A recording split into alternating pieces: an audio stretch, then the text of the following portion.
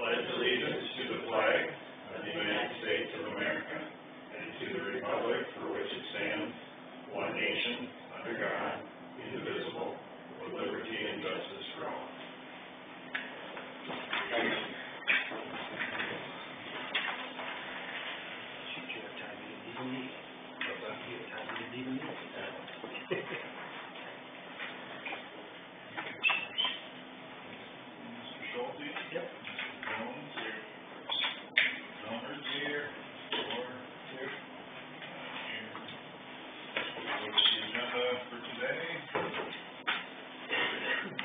We need to delete the ordinance, the 5-year review.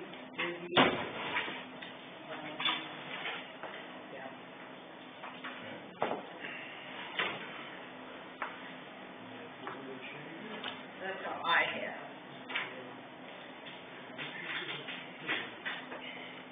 For the agenda with the deletion of the 5-year review of ordinance, so the public hearing. Discussion or all those in favor of the agenda signify by aye. Aye. Opposed, same sign. Our minutes from the last meeting.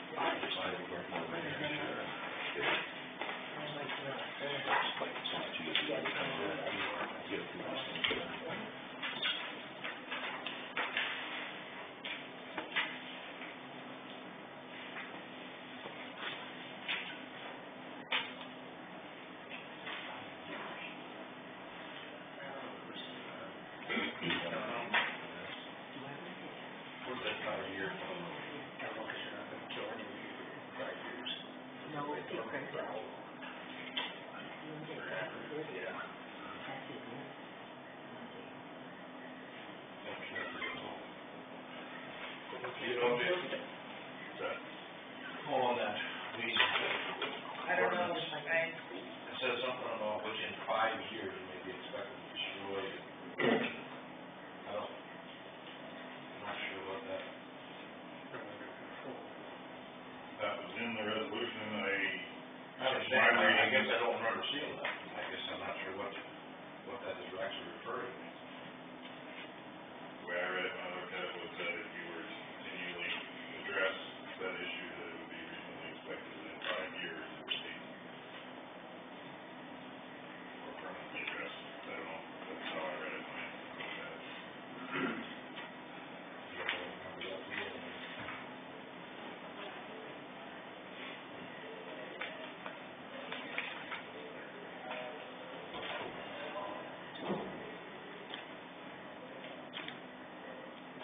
You got the old one?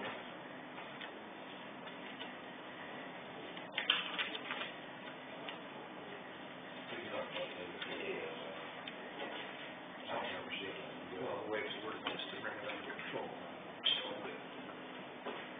5 years, or more.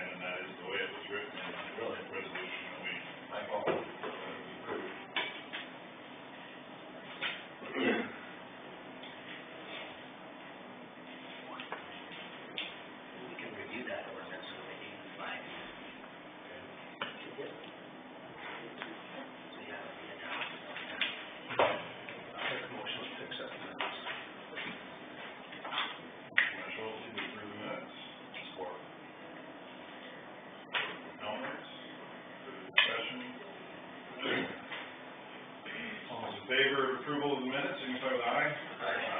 Opposed, same sign.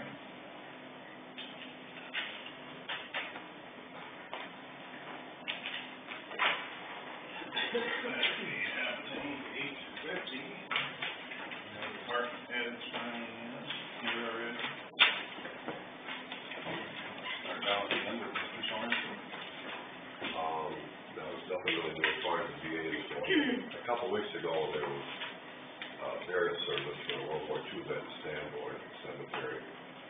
This young Marine was killed in 1943 in South Pacific, and there was a mass burial. There was about 1,000 killed. After the war, they interred those bodies. Those they could identify, they sent home. Those they couldn't, they sent to Hawaii to the cemetery there. And over the years, with the DNA business, they've been identifying those guys. So, in June, this young man's remains were identified, and they sent the body home back to Omaha, with the city of the San where there was a burial for it. It's kind of neat because at the cemetery, the mom's one big gravestone, one big headstone. The mom and the son and the dad. And the son was finally 75 years later was brought home to be buried. So, you know, of all the things that are going bad in the country, the fact that the Defense Department works to bring these guys home is an amazing thing. And then there was a fundraiser on Sunday a couple weeks ago here at the school, but the We Care folks in Cavaliers were on their flight. So, attended those good. Did you have a good turnout?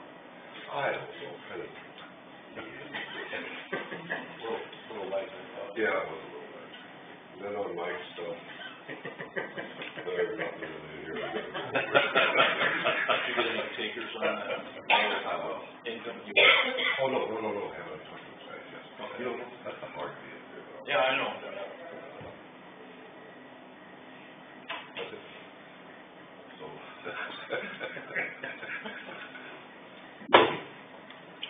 Just normal everyday stuff with documents, and more are starting to come in and renew their snowmobiles or their ATVs. So, that's about it. I don't know what to say. I've already told nothing worth talking about here, but I might hit a couple highlights here, but as far as the whole county goes, Dan Loneman held his open house out here in the Grau Edition for his new seed business, I think on the 24th, and he had a nice turnout for that. Looks like it's going to be a nice building there, and they're still working on the inside, the office areas and whatnot, but I think that'll be a good plus for the community out there. The American Inn has hired a new manager. They've got a new team kind of working in there, so that's kind of moving on there. Hawkeye Point has moved ahead with putting a webcam out there. Now we're waiting for internet access, but they have put the camera up on the corn crib, and as soon as we can get Premier in to dig in the lines, hopefully we'll be seeing exciting things happening up there with the webcam showing the highest point in Iowa and the corn growing, or maybe being taken out or something along that line. As far as Sibley goes, Letha Bohr has got her new building out here. It's just about finished out by the new water tower out there, and that's going on pretty well. Pool project seems to be moving ahead of schedule. They poured a lot of concrete this last month, and so that's coming along pretty good. They still say they're going to be ready to open this next spring. And we also had 3 first dollar presentations this last month in Sibley. They included the Rebar Lounge and Lanes there, Grace Boutique, and then also Fit for Life Chiropractic. That's the one kind of down here by where the old jewelry store used to be. Kind of right across the street from, how do I want to say that? Just north of where Hanga Endeavors is at, that little building that's there where Jason used to be. Travis used to be rather for his business there. So there are a couple that actually were from Alaska. They bought the business out in Brandon, and then they actually are going to be here about 2 days a week doing that as well. So a nice young couple, they've got a little child and stuff, and so we'll see how that kind of goes there. Probably the exciting stuff is, Cheatham this week. Talked to Arlen the other day, and he said that the spec house has been sold that they built there, and he thinks it's a couple from outside the community that bought it and is coming in there. They are planning now to start a 3-bedroom home kind of on the south end of that, area down there, just before the old driveway to go into the school there. Also, they've had another person talk to them about possibly doing a slab-built house out there. They don't want a basement, and so, there may be 2 things going. And Arden was saying, you know, we've went 10 years with like only 1 new house built in Ocheyedan, and now we're up to 3. So they were encouraged by that. And then, of course, once they sell the house, they'll look at building another one and kind of keep that going as well. Talked to Steve Peterson the other day.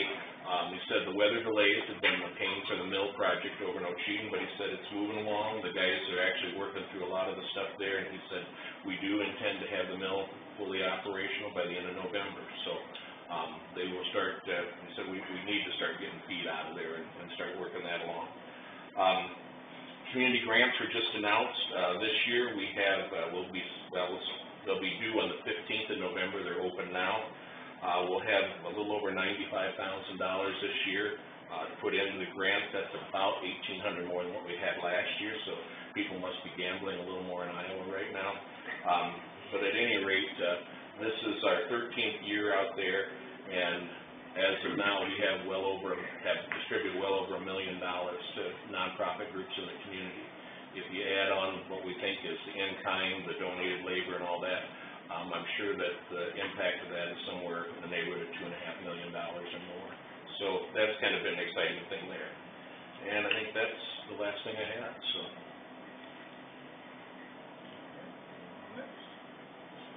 Well, in between tides and raindrops, which seems to be kind of a challenge.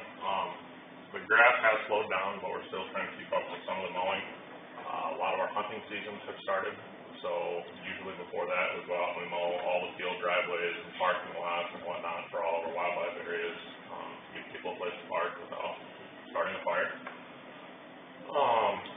We are in the process or have closed the bathrooms for the season in the outlying parks like Ashland and Melvin, the ones in Pearlwater, and the Hawkeye Point one we closed the 1st of October. So in preparation for the water installation project, we were able to get the shelter house painted in Ashton, finally got that done, and then the doors that we are putting on the restrooms in Ashton, we put new doors on. Those are done in Ashton and will be done in Melvin soon. On the Iowa Lake bathroom, we purchased a precast concrete toilet for that. Have a contractor lined up to dig the hole next week Monday, and then it will be installed next week Friday. So once that's in, we'll have to do a little backfilling and grading and then demolition of the old one. And then we're shooting to seed the disturbed areas of Willow Creek the week of October 22nd, weather permitting. And then a couple other things, we have trout coming actually Sunday to be stocked in the Ashton pit and also at the Mesa pit.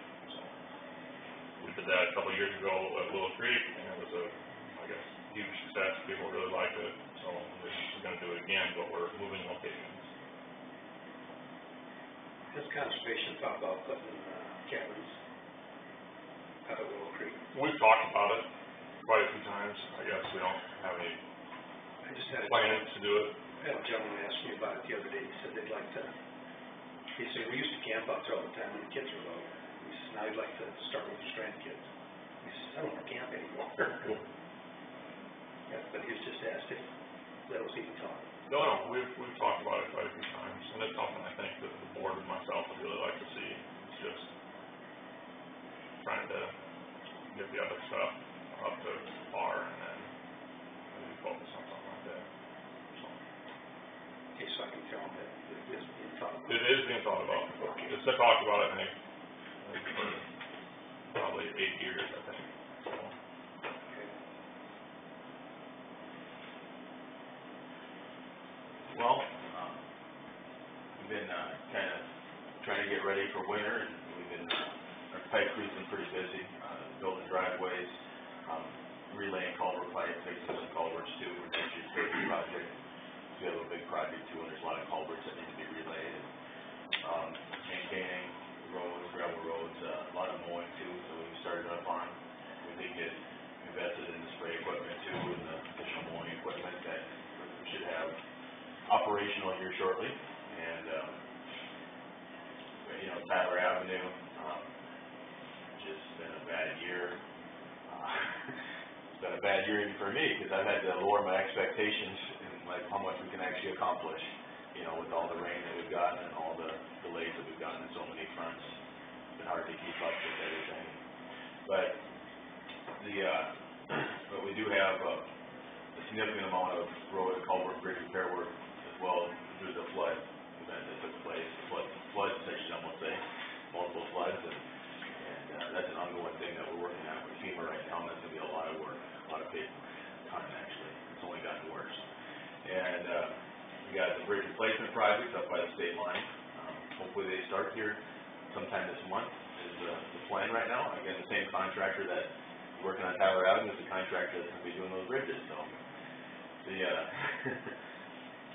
we're just finalizing the design for next year's project, that big paving project, and also we're finalizing our maintenance work for next spring. We have, again, like 70 miles of seal coating, sorry about that, seal coating, and so I'm trying to do my best to find the best suppliers, get the best price I can on the products and stuff that I need right now too for that.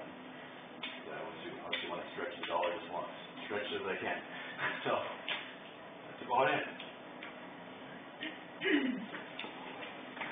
Well, we're receiving or sending something back to the still coming in this week yet. They haven't driver's license yet. Hopefully that will come out soon. Renewal. Next week we have our annual driver's license conference in Des Moines on Wednesday. So we will be closing the meeting Tuesday afternoon. So we'll close at 2 on Tuesday. Close Wednesday and at 2 on Tuesday. What was the deadline for that real ID?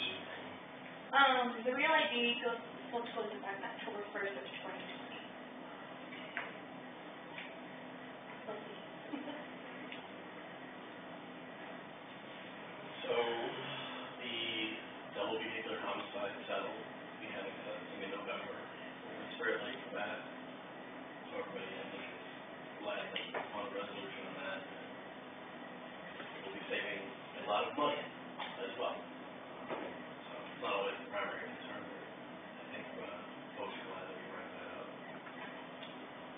Had a busy week, motion made last week, and trying to settle a lot of cases. It's been kind of a push from court administration from the judges. Probably gonna have another busy motion day this week, a couple of hearings as well.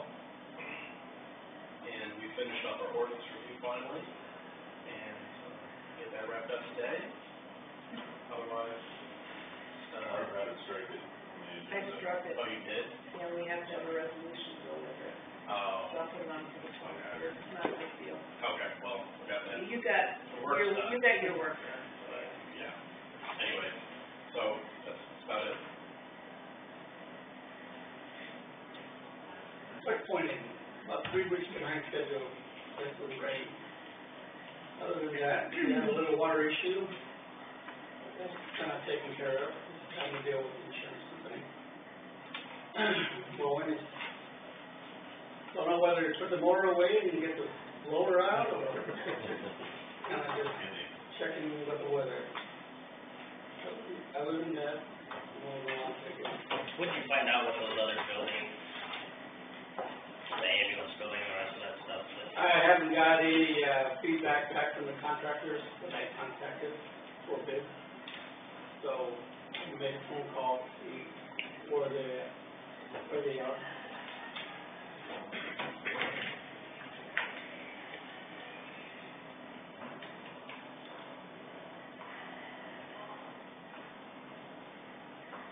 You're off just as it gets to your turn. Ready for me? Yeah.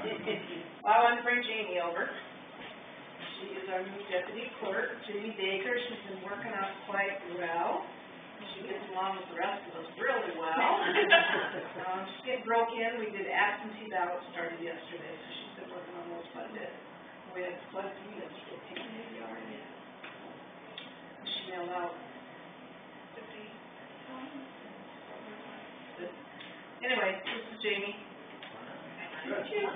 Jamie, back to work. Otherwise, yeah, we're just election ballots did start yesterday. Starting all off, people come in to vote and it's busy.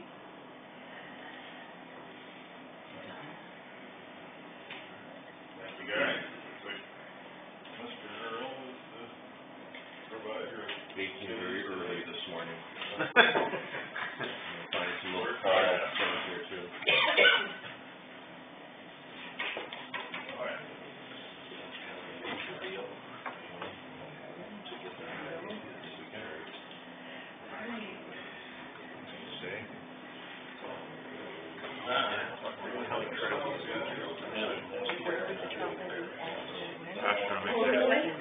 Yes. Yep. I need a copy. This item is to approve the appointment. I have a big, you recently made, yes, I do like it, big. Well, I go Big parcel. been running for 2 years, and I still don't get it all. And that is gravel on it, isn't it? There's some areas we could talk about if you don't want us to. You know, a certain area, like, can we talk about that? You know, developing that somehow? What? Maybe. Okay. Okay. Keep it in the folder. Absolutely. Just keep it, you know, in the front, because that's probably something. Mr. Schulte has made a motion to approve the appointment of Jamie Baker as auditor clerk. Support. Support that. Questions? Connor, you mentioned it. All those in favor of that appointment, signify with aye. Property. Opposed, same sign. Or something. Is that kind of one? Yeah, no, we have, yeah. Yeah, we'll get my stuff on it.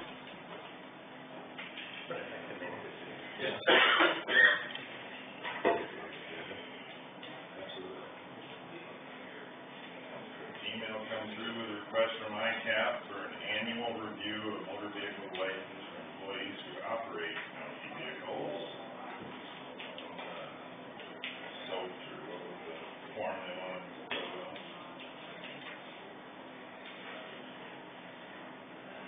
Financial form, he just wants, their recommendation is to, each year, anybody who operates a county vehicle, that the motor vehicle license should be checked, be sure it's valid. We did contact Jack Reed, Jack doesn't feel anything that needs to be put in personnel policy. He just feels that that's the department has to do that.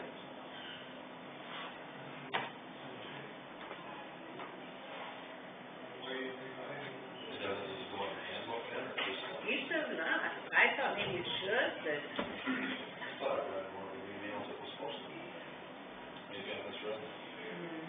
not the ones that I sent out to you, no. The personnel policy does say when they're hired, they should have a valid driver's license, but nothing about an annual review. Well, if you're working someplace where you're traffic the entire day, it probably wouldn't be a bad idea. No, it's just gonna be up to the department heads. Everybody's just gonna have. Like Aaron. Yeah. Anybody. They could just take a copy over. What do you mean, a copy? Just take- You mean of their driver's license? And that way you'd have proof they were going. Well, you'd have to check to see if they have got revoked for getting too many speeding tickets and whatnot. Yeah, that's true.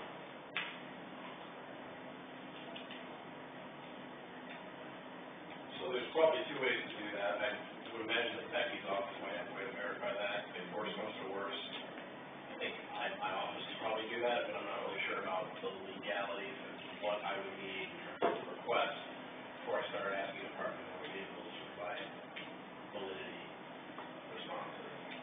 That's just a thought. If we don't have another way to do it, I'm not going to help, but I'd rather not use that unless we needed to. Yes, the largest department would be Aaron's, the sheriff's office. That could probably be next. Doug do it? Huh? What? Well, sheriff's office, like, you just take a copy of the driver's license and give them to Doug. Wanted to make sure that it wasn't revoked or. Yeah.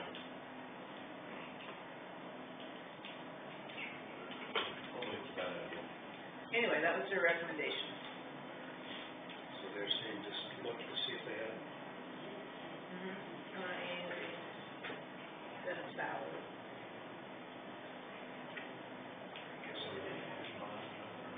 I don't think it hurt. That way it's in the minutes, but you guys did agree that department heads should do that.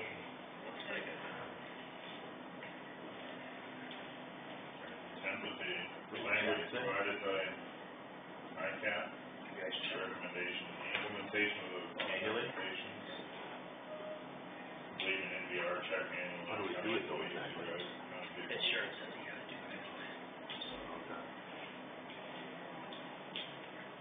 I'm fine.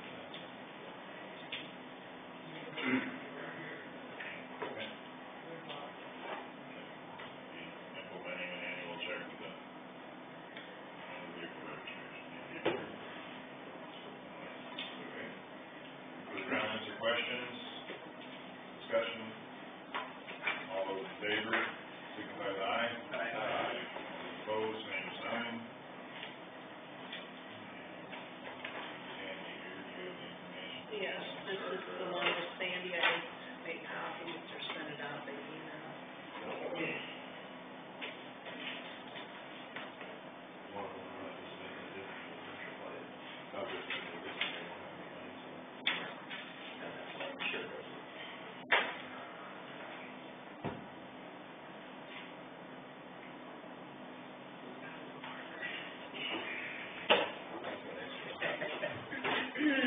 Should I just wait out here, put a eye on it? How much was it?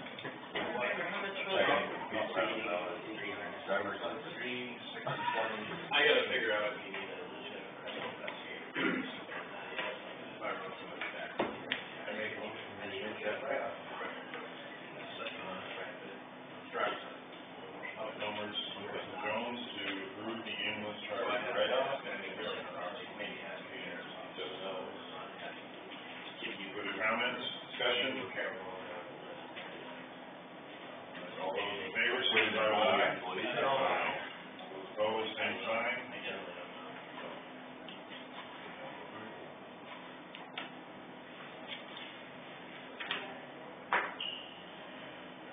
In passing, I saw one of our compensation board members last week.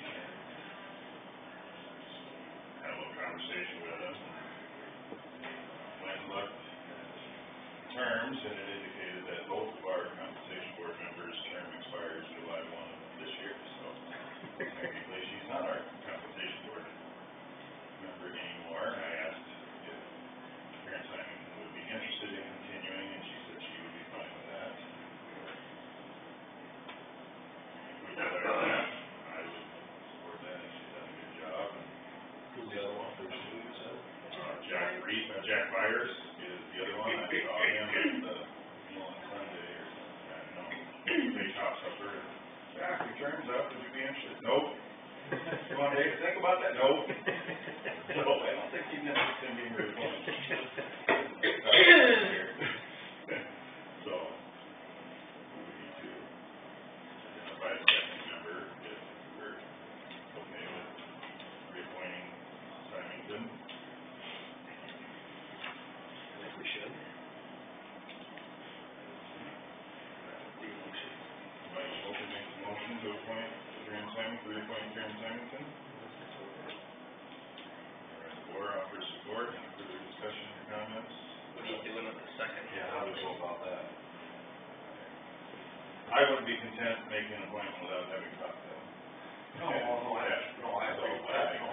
Yeah, we have to come up with a name. At this point, I'm content with appointing one, and when they have to find someone willing, and we could redo it, or have it on here again, but I don't think they need to go together at the same motion personally.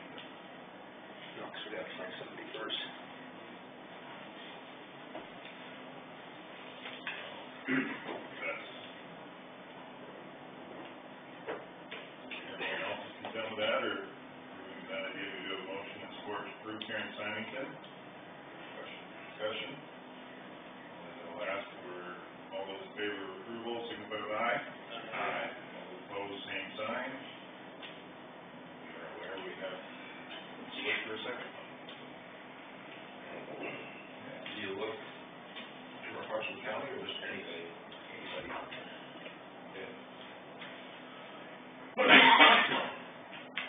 I'm not opposed to the various spots in the county, but willingness is probably, as big of a hurdle as location. What is that, 3 or 4 year term? Yours is up 2 million. Harold's is, up as well, maybe I should, he expired this year as well. As of July 1st. And if he, If he's interested, if not, yeah, you'll have to find somebody else. okay.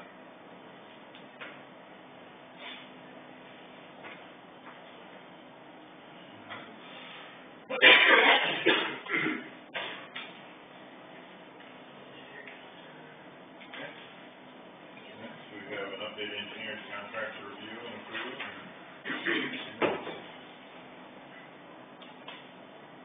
Identified you were gonna take care of those changes. I don't think I did. I think I forgot all about it. Sorry about that. My bad, Eric. I didn't, I took it with me? I didn't get it done. You didn't file it, did you? And, no, honestly, he asked me to take a look at it, and, yeah, so you and I both. Yeah, there's only just a couple things that they were gonna change. Totally spaced it. I'd make a motion to move that to the next meeting. I'd be a little uneasy about pushing out till the 23rd when the contract expires on the 29th. 23rd to the 29th. Yeah. I think it's reasonable to give someone with a current contract some time to review it. Have a meeting. What were those issues for them, do you remember?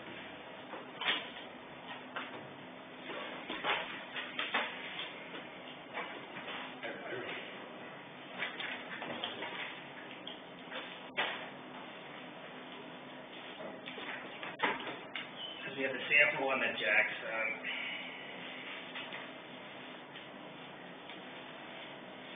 I thought they, And we were just gonna stick with the one that we had. yeah, that's the way I understood it. So there really wasn't anything to change in it. I liked our original one better than the one that Jack, the sample Jack did. Cause I don't have any changes made to that one. It was only the ones that Jack had. There was something that's, That was one that wasn't in Jack's. Cause I thought we made the general decision to go along with the one that we had already had written on. you know, move on that, Jason, or? Well, he made a motion to move it to the 23rd. I'll withdraw that motion if anybody wants to.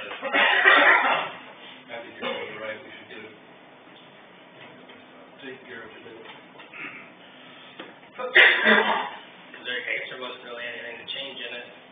Cause what you were looking at changing was the one that Jack sent, was a sample from another county. Yep. And the one that we already had written up included all the things that we wanted to put back into the sample that Jack sent us. And no one reviewed the current one. Right? I looked at the current one, Yeah. I haven't, Yeah, that's the one I'm talking about. yeah, I haven't looked at the newest one with all the changes of it. There is no changes. Okay. It was just the changes in the sample that Jack sent were already in the one that we already had. Okay, well, I did look at it once, so, yeah. And it's been, I don't know what Jack had to say on it.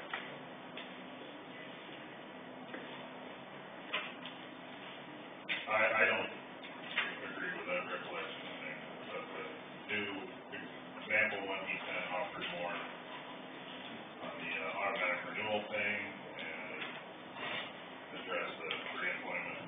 Well, we talked about striking the pre-employment drug screening, because that's obviously not needed, and moving expenses and things like that, but there are items in both that we like and wanted included, but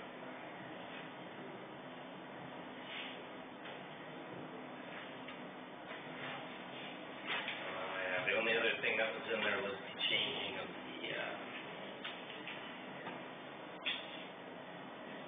to no more than 1 week at a time.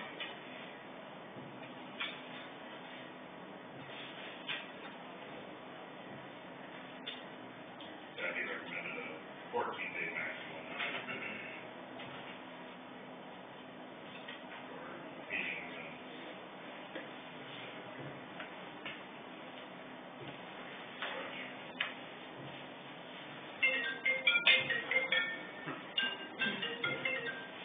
know about it. That's not what to do.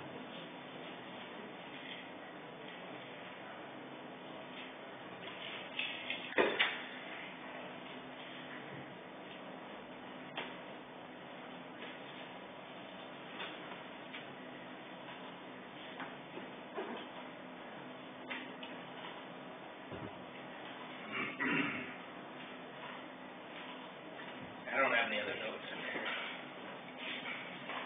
So the 14 days.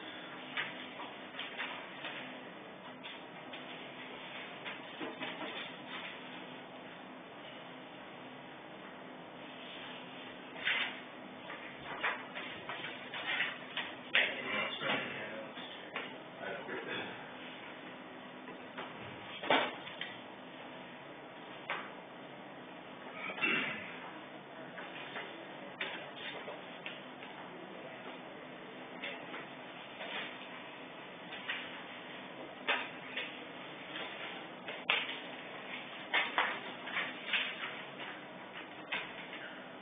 So you needed the motion to make the changes and then just have it written up. I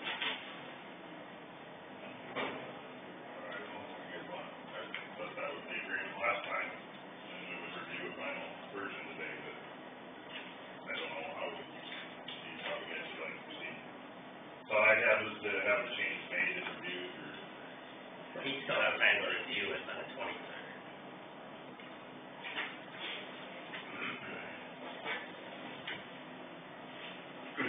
I make a motion to push it out to the 23rd.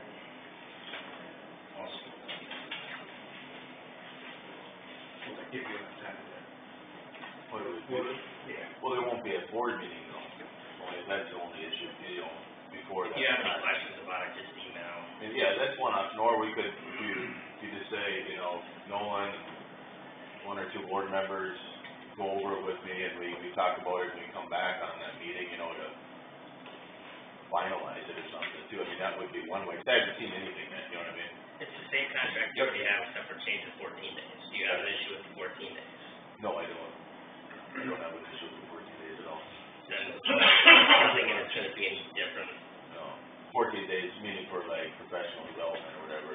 Maximum amount of time you can take Yeah. off without having to get approved. Without getting approved. Yeah, that's fine, not a problem. It's fine, and then, yep. But isn't there other things that are gonna be addressed in the contract? There's things that are gonna be struck out, right, for, The drug yeah, screening. well, stuff that was more related to my first year of employment. That's trial already- period. Number 13, moving to Osceola County, they Yeah. reimbursement, Yeah, all that yeah. stuff is already, that'll all be struck. That'll be all struck out, and then And there will be an automatic renewal. automatic renewal language term in there, spots in there. And then there'll have to be some discussion on regarding compensation too. I don't know how that's being discussed. Compensation, we didn't discuss adding into that contract. I don't think it's going to be in there, and I don't know that I would like to see it in there. I think we review the county compensation packages annually in December in budget time, and I'd like to see it along with that too, rather than any contract. Does the wages need to be part of the contract? Just the initial wage. When we first hired them, because wasn't there like only 2 or 3 steps? There was like a 3-step, Yeah. process, Automatically. exactly, based on time, based on, there was a starting and then it stayed, whatever you call it, steps. And that's behind us now, so That part's right behind us, correct, yeah. So, do you think that the terms of your wages should be set in this contract? Not necessarily. I mean, that's something that should definitely be evaluated on an annual basis or however that works, I would think. Yeah, we do All that that anyway. process, We do that with everybody every year, at the beginning of the year. Yeah, I would think moving forward that it would be a process, to reevaluate compensation That'd be, and that's the thing, everything else in it could I haven't thought through it all in detail, so, but everything else would, automatically renew, and then that would be the thing that would probably be, reevaluated on an annual basis, would be compensation. So you would like Jason to have that whole section of wages struck from that now? We didn't discuss that last time. I think so, because we do the wages every year anyway, with everybody. We did discuss it, because it was in the example that Jack sent, and you didn't like the consumer price index reference. But, so, I don't agree that just using our existing contract is the best way to go. I thought Well, I don't remember striking out the salary, of course, because I didn't have that marked off to take out.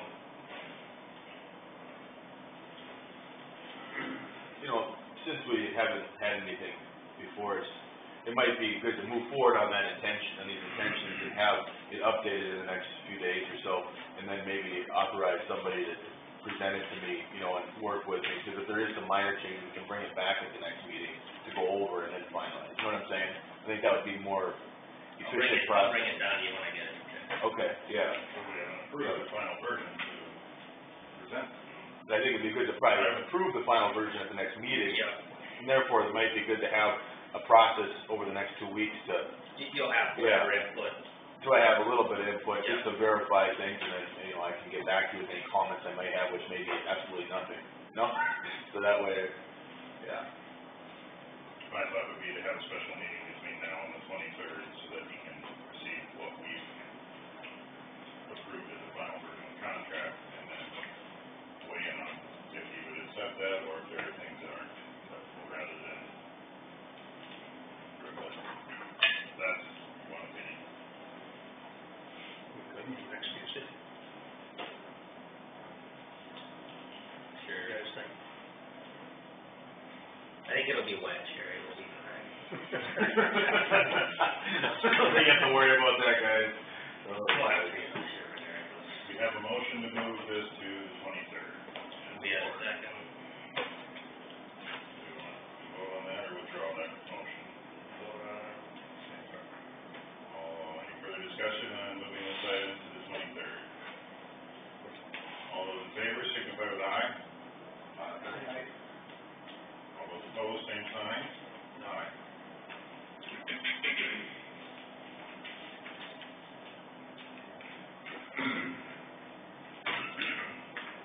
Okay, this item will be addressed on the 23rd.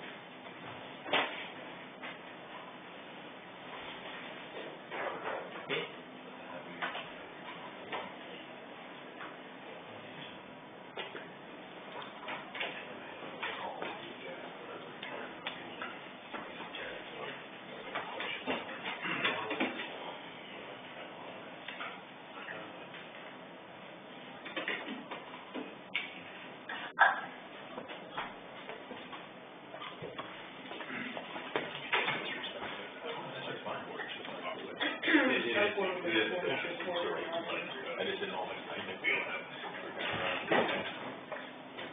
Okay, back to change to 9:30, we have identified as discussed drainage in May City as an item for discussion.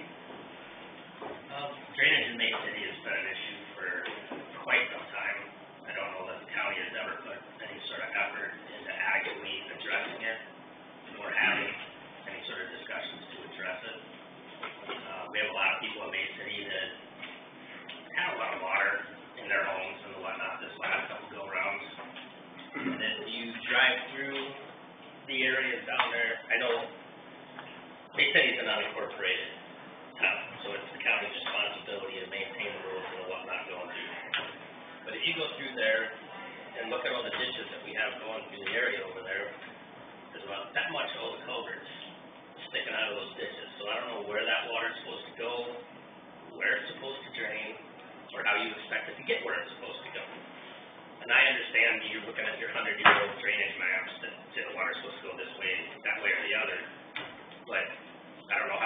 filter through the channels and ditches that are filled to get wherever it's supposed to go.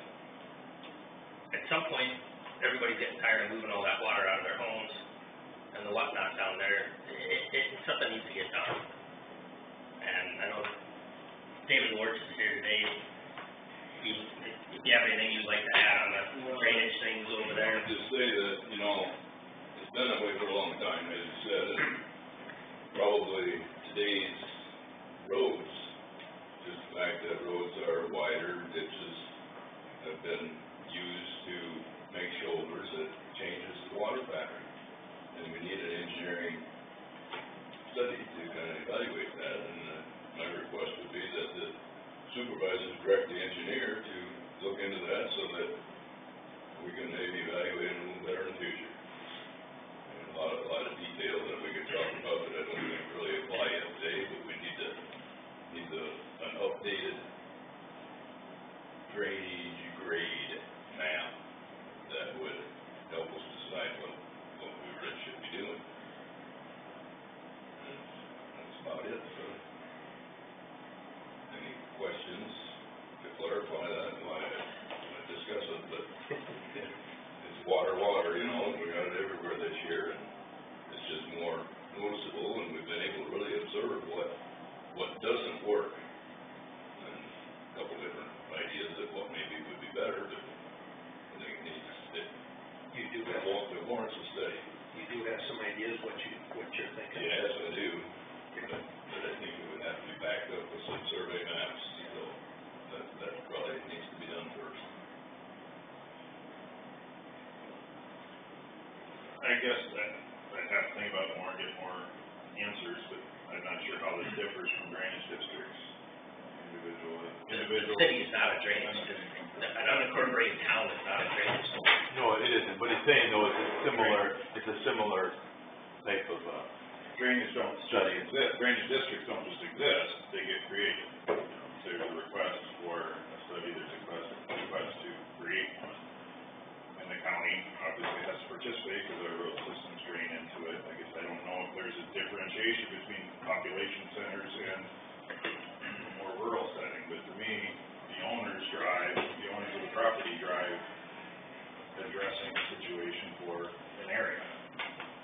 Is what's coming, I don't know if that's absolute final answer, but I would be hesitant to right now say that the county engineer should develop something for. I've never heard of a residential drainage district.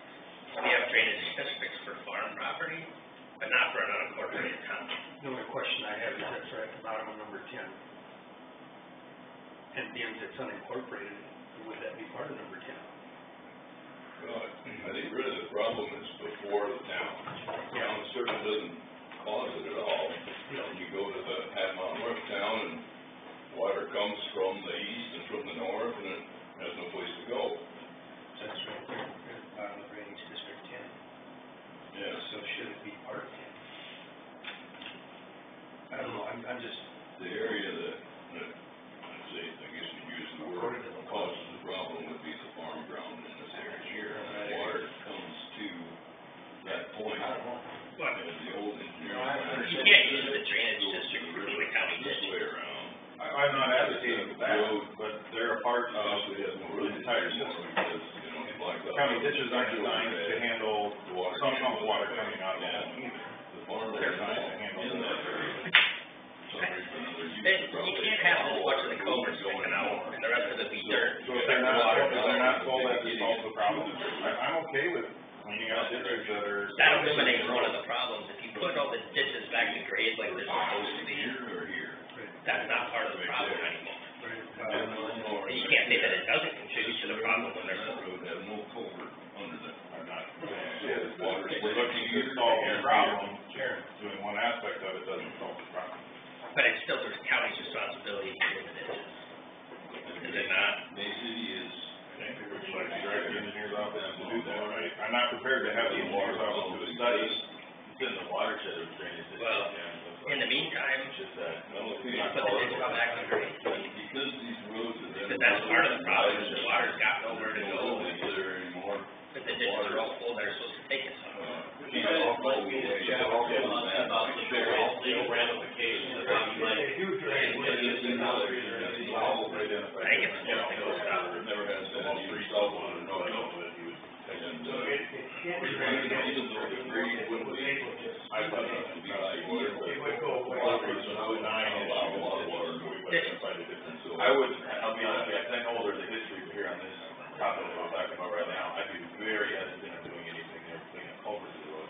Now, if you had, And might identify that it may be in an existing that drainage went system. over some of these I things, don't know that we I should don't do know that. that I can even But what he's talking about is road issues, change that. creating That's water always problems, right now. and that's not part of the drainage. Okay, bro, this is Well, I know what Address you're road saying, issues, and not I drainage. really challenge that line of thinking that something can be improved.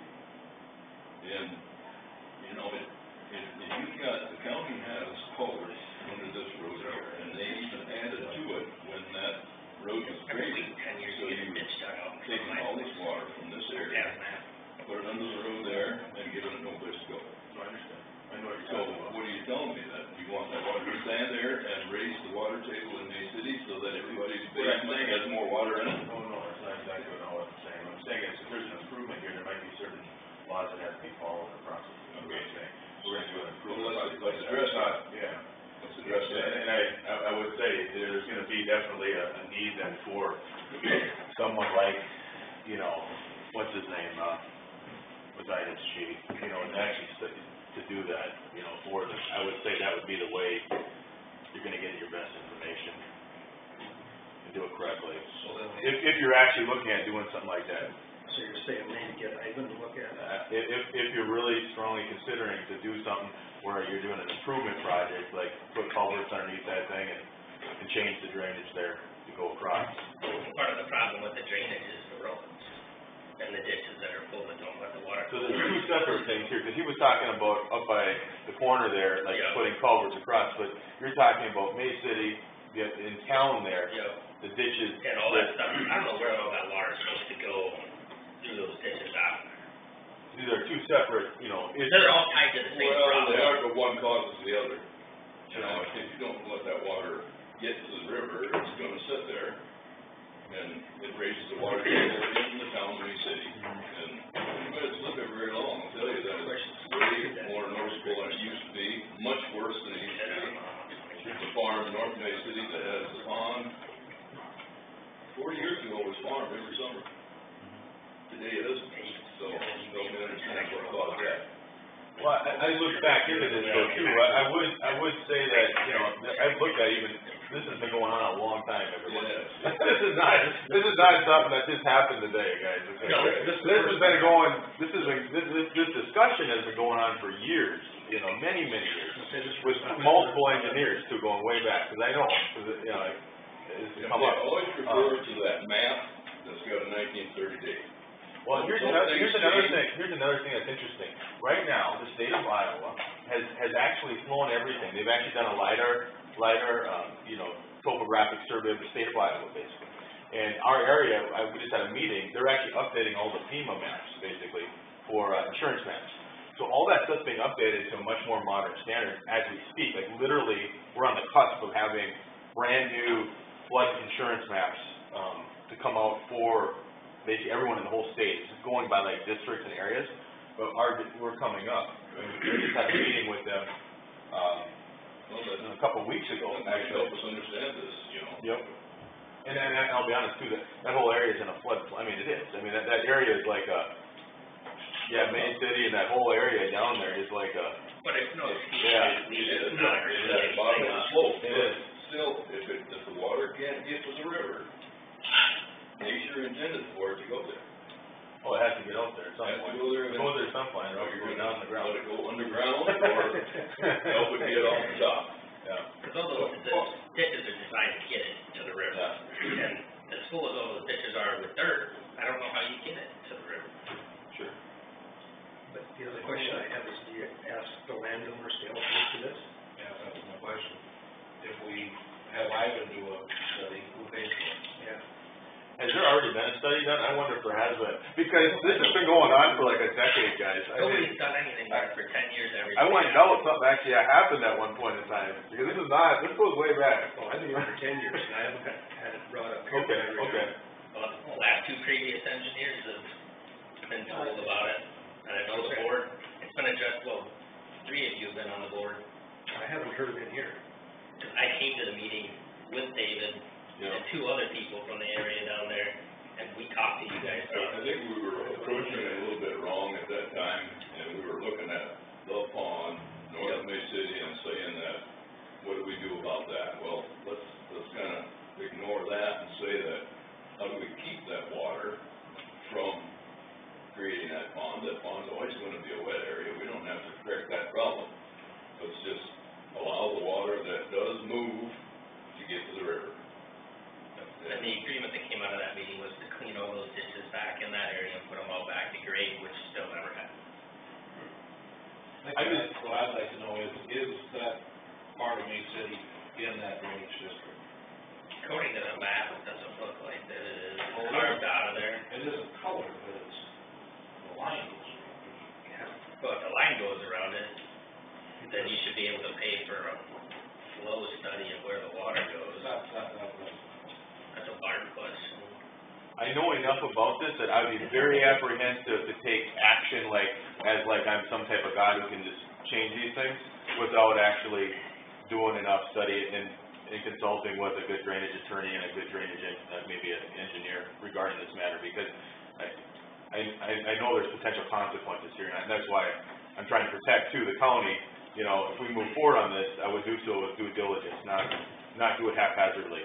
I would not just do something, especially with like doing something like putting in a brand new culvert across like. But I'm saying to address the things you can address. Sure, and that's a different thing. Are the ditches are full.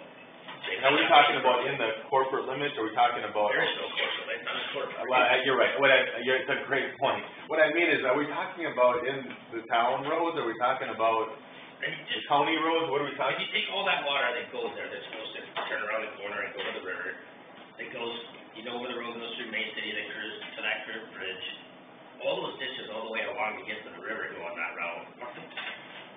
Okay. You can see that little top of the culvert sticking out of the dirt about yay. I don't know where that water's supposed to go. You're talking about culverts on the May City side of that north-south road? Both sides of the road. Both sides of the road, okay. I can meet you out there and. Yep. I just know there is enough history here, it may be beneficial to consider some type of study too, as long as we have things figured out and pinpointed on what the scope of this is. Because I know this is a long history of stuff going on. And I have reviewed the maps too, and I would say, that thing has been a march forever, that when I look back at the aerial footage of this stuff throughout history, you know, too, it has been. Well, there's two county tiles that are also within that area, that are in the drainage district, that are still yet to be addressed. And I don't think. Culverts on roads, or what? Do what? Culverts on roads? The county does not have tile. We have county tile. There is a drainage district there, you know, as part of the Ocheyedan River, so Drainage districts are owned by the residents, by the landowners. That's correct. Drainage district tile is not county tile. Okay, drainage district tile, it was relayed to me as county tile when I met with It's often two the way others. it's called. it's district tile, but everybody uses the term It's district tile. county We'll go with tile, district but tile. it's all, It was referred to be, had something done on it, that still hasn't had anything done. everybody calls it county tile, so we all use So that there. term. It's like, it's no different than people call it cement, you know, it's not really, Yeah. there's a bunch of terms we use loosely. In reality, it is a district facility, is what it You know, is. looks like it's in It's a drainage. district facility, it's owned by the landowner, Yeah, so it's that's. at 10, and That's right, then it'd be at number 10. you could argue that 6 elephants from that. Take it, please. I mean, it looks like the line comes down and goes around. The city would be in drainage. It kinda does, doesn't it? Yeah. Because it kind of looks like that in the corner, Yeah. goes around it, but it's Thinking just not that colored in. the water from this area coming this way Yeah. And that works with this. crosses the road and stops. So, at that point, the county has 3 culverts under that road.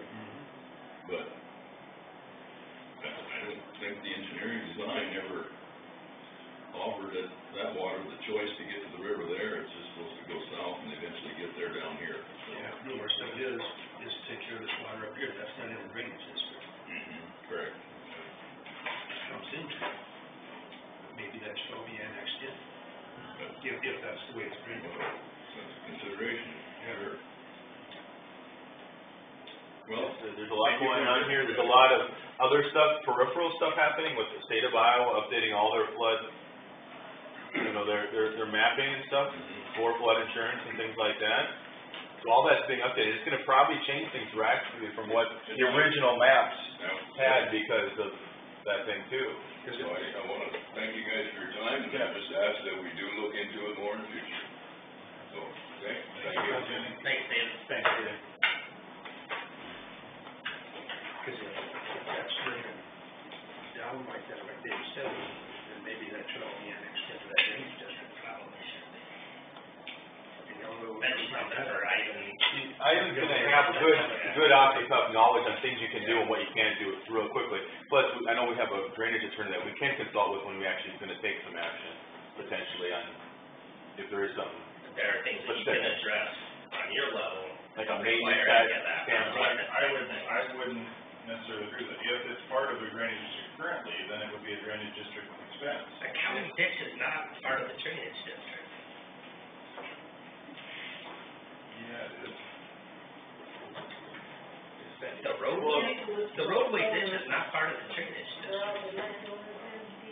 Then you can say that the road was part of the drainage They're using district and the build ditches back to to drain that. property within the unincorporated. Every city. ditch in the county is used to drain water because of the improvements of the road.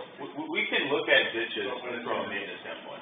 We can look at that. I don't know, without going out there and shooting it and looking at it in detail, I don't know what effectiveness we can do yet. But according to some of the statements that have been made, it sounds like there may be something that could be done. It sounds like there may be something that could be done, from a maintenance standpoint, potentially if it's within the county right away. To me, the understanding would be if there are impediments to the drainage district working properly, then the drainage district is responsible to pay for repairs. The drainage district for that area is the river. That is not, though, that was the whole intent, was to straighten out the river to make the water. The Navy, County driveway or county culvert is causing the backup of the water. that's not part of the district. That's not part of the district, that's the county's fault. I disagree. I don't know. I need further information on that. If it's designed to go to that ditch and get to the river via the ditch, Every that doesn't sound ditch in the like. county is designed to take the water somewhere, because the road's there. Am I correct in that? There's a ditch that, typical, a road ditch is for the road itself. Otherwise, you never have to put a culvert in and drive it. Yeah. You would never put in a culvert anywhere in the county. Well, and the road ditch is for the road itself, it's for the drainage of the road. It's not for the drainage of the district. It isn't, people drain through it all the time, but realistically, that ditch is for the road itself, for the drainage of the road. And obviously, there's waterways and things that have to go through the road, Yep. and so there's obviously some flexibility here to some degree, but in general, the one problem you also have in counties all over the place in Iowa is outletting into, a physical road ditch. And then what happens, you have cattails in it, you have all these things going on that shouldn't be happening, At some point, they have to have an outlet though, they have to have an outlet, because you have like a road pipe that crosses the road, and they have to have an outlet to that for surface drainage. And that. What is the rule on, putting tile lines right into the ditch? Not allowed? It's not a good procedure at all, because, and then you're talking like district tile. I understand it's not a good procedure. Yeah. I wanna know, is it legal to do that? I don't know that it is, for sure. I mean, it's the right of way, so number one, it would have to be, Might be a question for a drainage. it would be actually, it is a specialized question, a lot And of the this road stuff. blocks the flow, so you can't outlet it. It ends up going on the ditch. We deal with crossings, and in the right of way, there is a working right of way permit, so in a way, there is some regulation that goes on because of that. The farmers own the ditch. Yeah, I know what you're saying, but there is an easement there, and there is jurisdiction, we have authority over that easement. At least from, permitting and those type of things, But as long I as we understand. have the easement I know for what you're saying. ditches, now, I'm just thinking, I have no idea if I'm right or wrong, but as long as we have the easements for the ditches, then it's our responsibility to take care of them.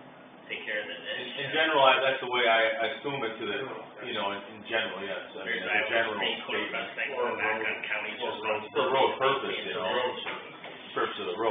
mean, it's not for, it's for a road purpose, and I do have to phrase it that way, because that's true, it is, it's for road purpose, it's not for somebody else, you know, it's not for But as far as the maintenance of it, the maintenance of the, the road drainage, Or road purpose. the road Because purpose. for all that water to come flowing off that road, it's gotta go. Lots of things happen here, guys. I mean, over the years, people level those things and so they can mow them better. I mean, things happen all the time, you know, on ditches, and it's true, they get, but I think we should look at it, whether it's a drainage district deal or whatever. I think it should be looked at. oh, yeah. Well, I think there's an issue to look at that can happen with me, going out and identifying some of the issues maybe with that, you know, and maybe this landowner. I mean, that seems reasonable. I don't know that there's a lot that, big picture wise, that I'm gonna do though in regards to major improvements, you know, I wouldn't embark upon that. Yeah, if we're anybody's asking, at least I think they're at, Just put it back to grade. well, and then clean out the That's at whose expense? See, that's what the question is. Well, It's the I don't county roadway. think you're looking at digging a ditch, are you? The ditch is already there, it just needs to No, be but I'm cleaned out. thinking another big ditch. No, it's just maintenance issues. Clean out the culverts, make the water flow better. And see where it's supposed to go, because you have all that water coming off the road now, that just goes straight into everybody's I yard. mean, the county just did one by one of my farms to get the water to flow better. Yeah. Cleaned up the ditch. That's I mean, I don't think they fill in over time. Make the water. Would you go look at it? From what I heard, it sounds to me like the ditch, the county road ditch going to the river is serving somewhat like a drainage ditch. That's where my concern is. If that's what it's designed to handle, then it becomes part of the drainage district facility. If it's in a drainage district, It's not, the road's not supposed to block the natural flow of water. And if you do that, you have to have an alternative route to make that water go. And because we have roads down in that low area, you blocked off access for where that water is supposed to so flow. it's draining properties beyond just the road, then it's serving another purpose that could additionally be filling in the culverts and causing the problem, not just the road. But if you block the access with a road, the county has to put a way for the water to go where it's supposed to go. You can't put in a county road and expect the water to just go somewhere else. It's not that anybody's draining it anywhere else, you block the access. So now the only way to get that water through the road is to put in a ditch, a culvert to get it underneath it to get it to go. So you have these obstructions to the natural flow, which are the roads. The roads don't belong down there, and that's what blocks the flow. So then you rely on the ditches to move the natural flow of water to where it was supposed to go before the road blocked it. And when the ditches get filled, the water can't go there. I guess I'd like to see Aaron just go out and look at it. And tell us what he thinks. Yeah.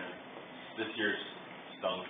It's been a horrible year, and it's gonna, now we're so behind on everything too, but we can go out there and do that preliminary work and meet and Just look at it, yeah. Just report back to us. Yeah. See what you I mean, I wish I could jump on it right now and like just go it down and get it all solved and like boom, you know, but I know that that's not realistic.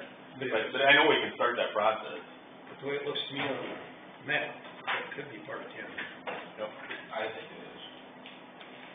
Well, looking at where that drops. It probably is, yeah. It looks like it drops. But if you, Yeah. just check it out, because we own that. Oh, absolutely, we do. Yep. I don't know what you guys think, but I think we should just go check it out and see what's. I think you should check it out. I think we should find out for sure if it's part of the drainage district prior to. The answer is no. I don't. Don't think it costs anything to have Aaron go on. No. And then it So says part of it, we go up to them, the people down there, to try it, so. at least check it out and see what we can do. Then make a motion to have Aaron go check it out. And then get back to us on what his thoughts are. And then also, is there any way we can find out if that is part of town? Clark can find out, it's on the big books. Well, I've got the whole list of all those landowners right here. Yeah, but I don't know who lives there. I don't either. Motion support from Jones and Helmers to direct the county engineer to go out and take a look at the situation, for the discussion concerning that. Those in favor, signify with aye. Aye. All those opposed, same sign. Aye, opposed.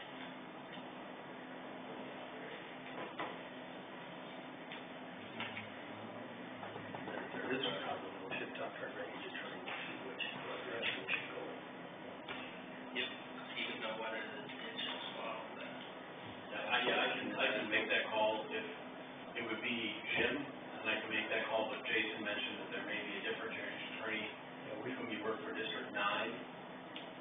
go ahead and let me know which one you want me to call. Call our new guy. Yeah. Call the new guy? The guy has Fort Dodge. Is that who's? Yeah, I think you should put that, just, Our agent letter specifically refers to district, or the 9 or what that means. Yeah, and that's the thing, is that Jim has given me plenty of input when I've found some other situations, let's say, regarding drainage council, and I haven't gotten a bill for it. I don't wanna continue to ask him without, you know, having him paying for the services.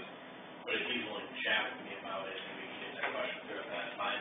Otherwise, I'm happy to talk to the new guy at Fort Dodge, if somebody can give me his name, just send me an email, whatever you have, it, that's fine. well, if he's just for number 9, maybe we should just ask Jim. Is that a motion to utilize his services to? I thought we switched. That was just for Drainage District 9, We switched the areas. just for that district, I think.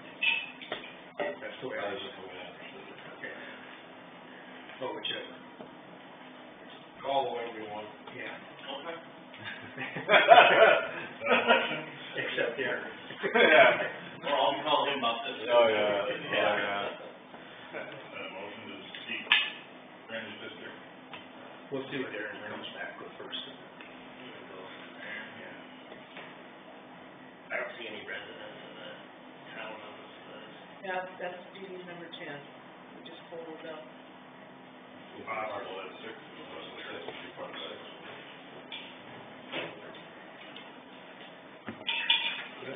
Just alphabetical. I looked through it, I brought my extra. Let's run back.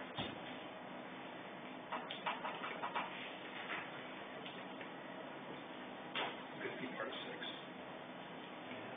Good close, yeah. I don't remember you guys coming up. That road's up black and all. Being David and down Susan Hudson. I really don't remember that. We came when Tom was the engineer, and we came when Sherman was the engineer. And, I think. I know what it is because. Yeah, we out there. We've been involved, dealing with stuff already out there, actually, stuff going on, you know. Memory's good, but it's short. But I think we're talking about relating more to the town right now. Yep. You know, and so there's been different areas that we've been already dealing with. It's not new down there. Yeah, that road went real wide. Yep. To the east in front of, Later. Yeah, Okay. absolutely. Okay, let's see where we're from now. Yep. I mean, big picture, it's a floodplain. I mean, it is a big problem, and it's always, there's always things that could be benefited from it. You know what I mean? Improve some to some degree. But I know in the end of the day too, it's just a bad area. It is. I mean, it's straight point blank, a bad area. Don't go, no one lives there if you want. Eventually.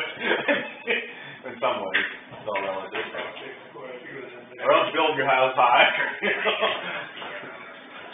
and that would be in this. Because every so often when the Waukegan River wants to go, you know. Yeah, All those yeah. issues are also on the second half. But when you get down there, it flattens out.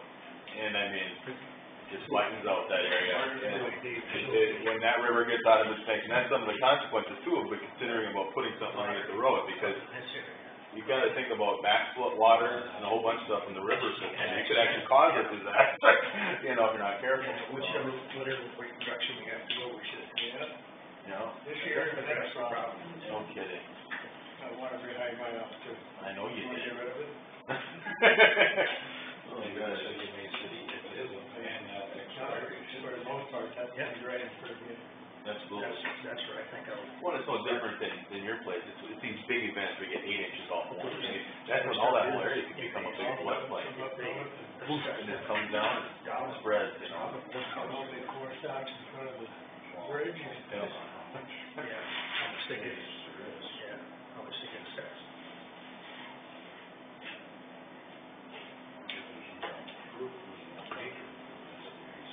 No.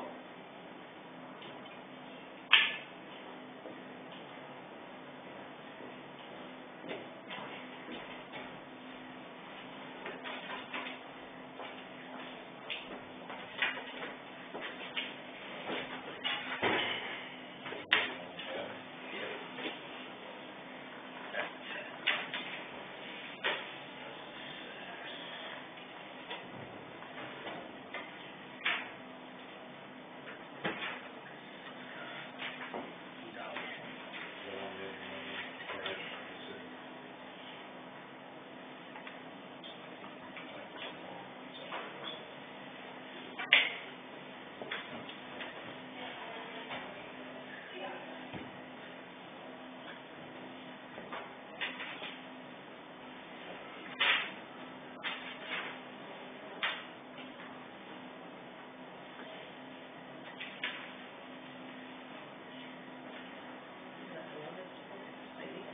Isn't that ordinance book exciting? Something special. I thought I was done with tax law. Okay. When I got that email from you today, I needed it back, I was out of here. No, you're done, I just have to do a resolution, though. Is that, should I put one together, or is that, we can do it? In the past, Bob has, but I can do one, I can just look back on the. I should have remembered that you needed a resolution to bring it up. Yeah. Sorry. I'll just copy one from previous year. It says North Block 4, May City. So May City would be. So you didn't change anything? That's all right. Yeah, it's just right on the border, so it should go either direction. But that was about, because Highland. Oh, okay. I think you wanted to. Okay. So that would be in not I don't know. part 10. But I've got the sheet for that. So this must go on. Yeah. No, it's part of the thing.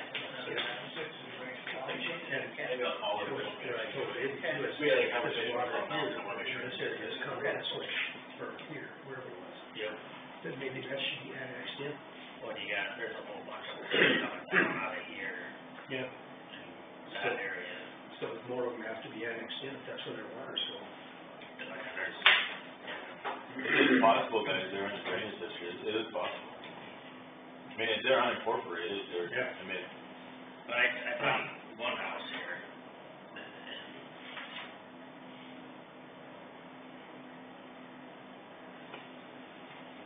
But I'd say, go check it out, see what you think. are you seeing much for like residents that live in May City? just one.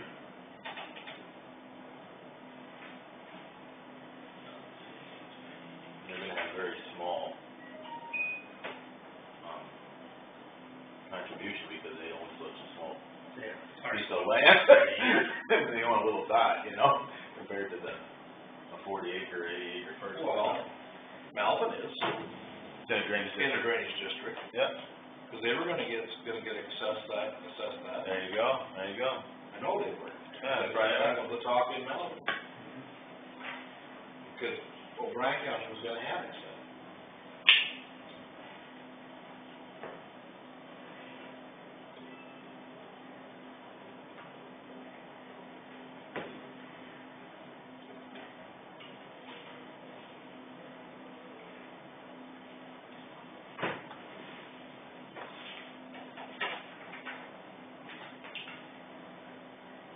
And then the house is in here, Highlands.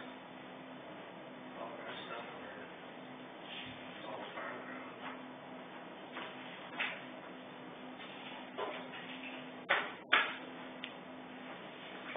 Oh, here's the one house. Just one, maybe they own May City. Maybe. Was that how much? Yeah, that's the only. They own probably, they're on the other side of the road. Oh. Yeah, They're on the east side. They're on the east side of that blacktop, yeah. The west side of the blacktop. So that must be the dividing line.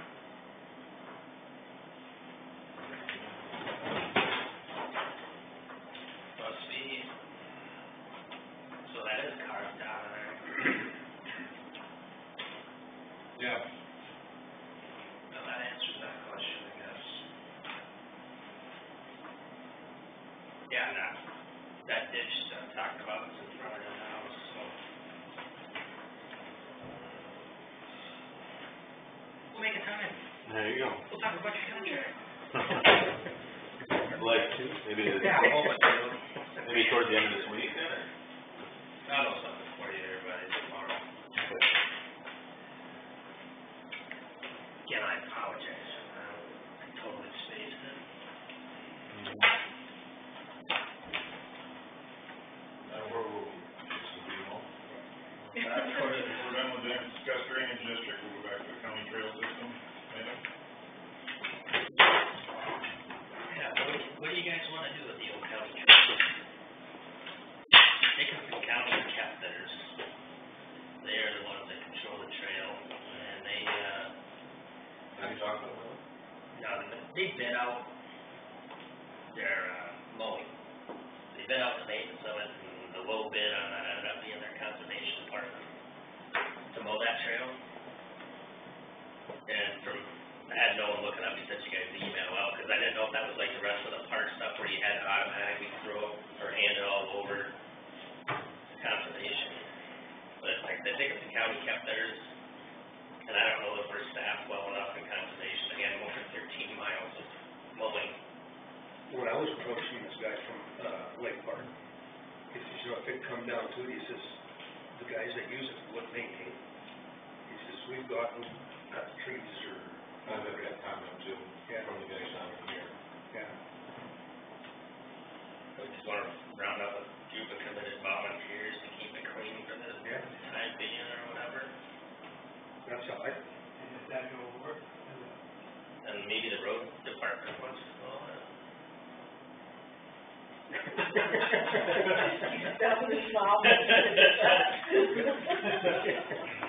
Good time to ask him, he's got a small full. You said yes, didn't you? Yeah, I thought so. That's what it is. Well, like, I don't know how well my equipment is gonna fit through, you know, and deal with this yet, so I mean, it's a possibility. I wouldn't be able to probably prioritize it over the secondary road system, so it'd be definitely second place to that, it'd be like, you know, but it's something that could be talked about. You know, the question is, do I have even the equipment to fit right through the bridge, you know, I'm just being honest, I don't know what I have exactly.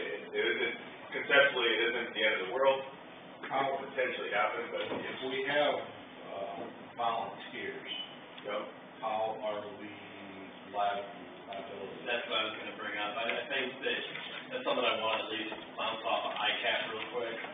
If they're now our insurance provider, our risk mitigation, et cetera. And if they're okay with it, I'd still probably want those volunteers to sign like a short waiver, basically. Don't we have that volunteer? We do. But is that only good for one thing, or is that good? Well, I don't know, you know, we have that volunteer like the fair board does. Yeah, And I think that's a conservation has some too, don't they? I'm not sure. I And know we they take used back to. off them. I know they used to. I don't know if that persisted when we changed to ICAP. I'd have to look into that. And even if that was the case, I still probably wanted to sign a waiver, because then that just makes everything a little simpler. And I get that they're providing the county a benefit, but at the end of the day, if they're maintaining something they mostly use, I'd like them to kind of waive any kind of claim against the county. I know there's a stretch by Teague that was maintained by somebody. Yeah. I'm trying to remember the guy I talked to, like, because they used to have the implement dealer or something over there. Jaycox? Was he the one with the four-wheelers that like the four-wheelers? Or Randy Johnson? I'm gonna say it was Jaycox. Furman maybe or something like that. Yeah. He I was just wanna saying bring- they have to drive 200 miles to use them or something. Want to bring up too, you know, there is a plan of mine that I would like to have a summer help, you know, for mowing and these type of things too. And so, but again, equipment side is an issue, might be an issue. I'm not sure your equipment will work there. I know, that's the thing, you know, but like health wise too, if there was a way, I mean, whether it be pulling mine or if there's even funding available to help, you know, deal with this, I mean, we could have a guy who does multiple, helps different areas out, you know what I mean? He spends. Not a bad idea. It's not a bad idea, but again, it'll come back to, I don't know if I have equipment that'll do it, so that might be too big, you know, when it comes right down to it. I believe by code section 350 that it's conservation's responsibility. It's in the name of the county, and if it's open to the public, then they are charged with custody, control, and management. That's not how they did it technically. So, I wasn't sure, that's why I asked. So, it's not, there's a difference evidently between what the county controls and has to turn over for them. Yeah, I'm not saying it has to be turned over to them, or it has to be in their name, but. I think they could make a voluntary agreement with some people, Oh, maybe. yeah, I agree, but if the engineer's office has been doing, then I think the costs should be paid back to the engineer's office from conservation funds. I think I'd check Their their responsibility, not that they have to do it, but. Does conservation have the right size equipment, but then they need. They don't have the people, that's 13 extra miles of extra that they don't have the extra for, like we got now. It's there are volunteers, I think I'd go that route first. Yeah. Cause then you can at least get down it, cause I know the grass is quite tall in a lot of those sections. So, cause obviously, conservation doesn't have the manpower or the time They can't to, keep up with what they've got. yeah, so I can't beat down the 13 miles of that. So if we could get some volunteers or somebody that you can talk to, that you can talk to, maybe put together a group down the trail or something. That's been a year or two ago. I think it was Jake Cox.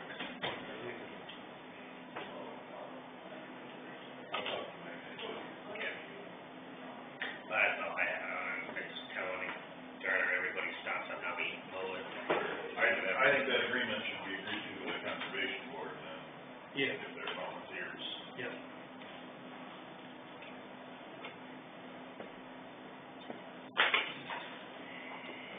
Don't you need action you want taken on that, or research on further? Research nothing or anything?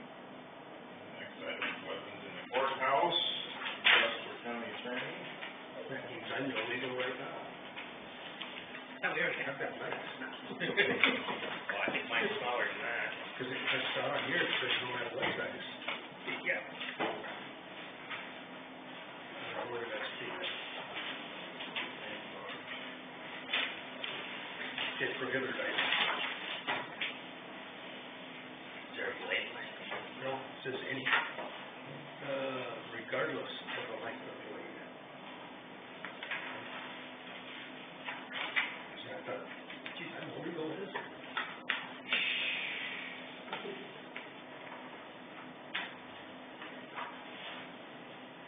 Okay, so, long story short, you're all right, we did talk about this before. We didn't really end up taking action. And I think, you know, a lot of other counties in this, you know, corner of northwest Iowa have allowed the Supreme Court's orders to stand and have decided that they're going to just leave it be. And I think that there's some wisdom in that. I think there's also enough wisdom in an alternative position to consider looking at. And I know I said before that there are certain people who work in this courthouse who I know occasionally carry weapons, and there is, of course, for me, on a professional level, desire for me to be able to have a firearm in my desk. And that is something that my predecessor did prior to the entry of this order. It's my understanding that that was essentially legal for him to do. I would seek some kind of modification that would permit me to legally do that. If you go upstairs, you'll see a sign that says only law enforcement officers are permitted to carry weapons on this floor. And by entering onto this floor, you subject yourself to a search for weapons. Jason brought to my attention that he's not sure who put that forth or who made that decision in the past, but I think it's fair to assume that prior to the entry of this order that it was lawful for that to be up there, for that sign to be up there, and that it is still lawful for that sign to be up there, and that sign is still accurate. The order from the Supreme Court uses both the terms peace officer and law enforcement officer. I am not a peace officer. I am the county's chief law enforcement officer. However, there's a distinction there. Peace officers are police officers. A law enforcement officer is a broader term that encompasses people like juvenile court service officers, probation officers, etc. I would be somewhat uncomfortable, but not entirely opposed, to simply stating that in my capacity as a law enforcement officer, I am permitted to have a personal weapon for my protection in that office. However, since the order at least once uses the term peace officer, and I am most certainly not a peace officer, I would be uncomfortable doing that overall. Before I described to the county that there are several options available in terms of weapons in this courthouse. One of those is to have a very liberal policy which will allow people to open carry weapons in the courthouse, and I of course am opposed to that. I don't think that any county intends to have a policy that permits that, although there are some counties which, as of the date of the writing of this chart, have a known weapons ban. However, I don't exactly know what those other counties have done since the Supreme Court's order covered every kind of courthouse in the state. To me, the most logical perspective on amending any order of this kind would simply to be to do this. The Chief Judge of our district and the Iowa Supreme Court has put into place a procedure in which a Board of Supervisors can request that they have control over non-court control areas of certain floors of the courthouse. I would suggest that we simply request from the Chief Judge of our judicial district, Chief Judge Wayne Hoffmeyer of Woodbury County, that we receive control and the power to promulgate a weapons policy in the non-court control areas of our courthouse. And the only place we change the weapons policy is in non-court control areas of the third floor. That's my office and the hallways. We can modify it so that even the hallways are not places where weapons are permitted.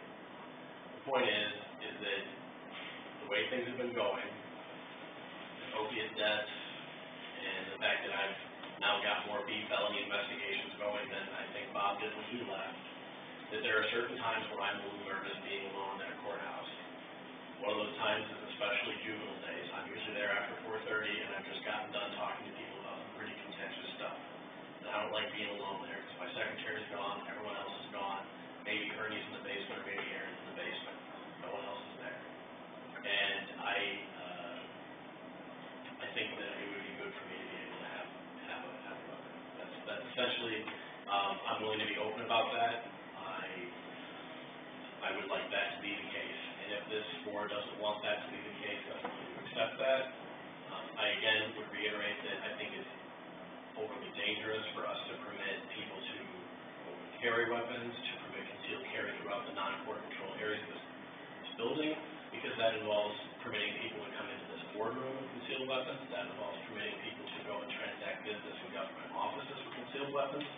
And I think that's a risk that, despite the obvious respect for the right to possess weapons and the Second Amendment rights that a lot of folks here have, I think it might be a bit of a bridge too far. And I think Justice Barr, I'm just here to have discussion today. We can act on it later. I would have to let other employees, though, Yeah, just have to have their concealed carry or whatever in their offices as well. They couldn't just say only one employee in the entire courthouse gets to carry or have a gun in their desk. But there's a lot of unhappy people that come up here to the courthouse, whether it's for taxes, the road, whatever. That's a fair point, too. And I think that the last time we discussed this, my position was actually more of what you're advocating. Yeah. It was that. And I'm not totally opposed to that. What I will say is that position is a little more complicated because, one, you have more people who can carry weapons. You have more places people can carry weapons. And then you open yourself up to a lawsuit under whatever that code section is, 72428, which allows citizens to sue if they think their civil rights are being violated or they've been discriminated against. Here's where just having the opportunity for me to have a weapon makes that easier. I work in a law enforcement capacity. My secretary works behind a piece of bulletproof glass, and we have no entry signs on all the doors. And when people leave their offices at the end of the day, only the engineer's office and my office are usually locked. There's a difference in security precautions which are taken. But not in how people feel that the threat is conveyed to them. Well, there'll be people that will, you'd have to know how that other person is feeling when you got somebody coming in screaming in your face, demanding that you screwed them out of their taxes or whatever it is you did. Right, and that's all fair. And I think everybody needs to have that ability to feel safe if they want it. So we couldn't just say, okay, it's okay for you to have it, but then if somebody else doesn't feel safe for whatever reason in one of these other offices, to say, this is why I don't feel safe, and I think I should be able to have this in my desk. I don't know how you can tell them no why. I don't disagree. I'm just confused where we're at in the June 19 order, at the bottom of page 4, says this order does not affect the authority of county or city officials to determine appropriate employment policies for their employees in county and city offices located in courthouses and other justice centers. Yep. That to me says that that decision is available to us for employees. And our policy, our personnel policy says the county policy forbids any non-law enforcement employee unless specifically authorized by the Board of Supervisors, Superior, and CEO. So with action, we can allow an employee or all employees to, or department heads to consider for their office that, allowing that. Does any of this require us to work with the court? Yes. Because it identifies or we have to identify that we are going to do something different in non-court controlled areas. Yes. And I think that most specifically, we would be required to notify the court, make formal requests that we be allowed to make changes in that policy as it relates especially to the third floor.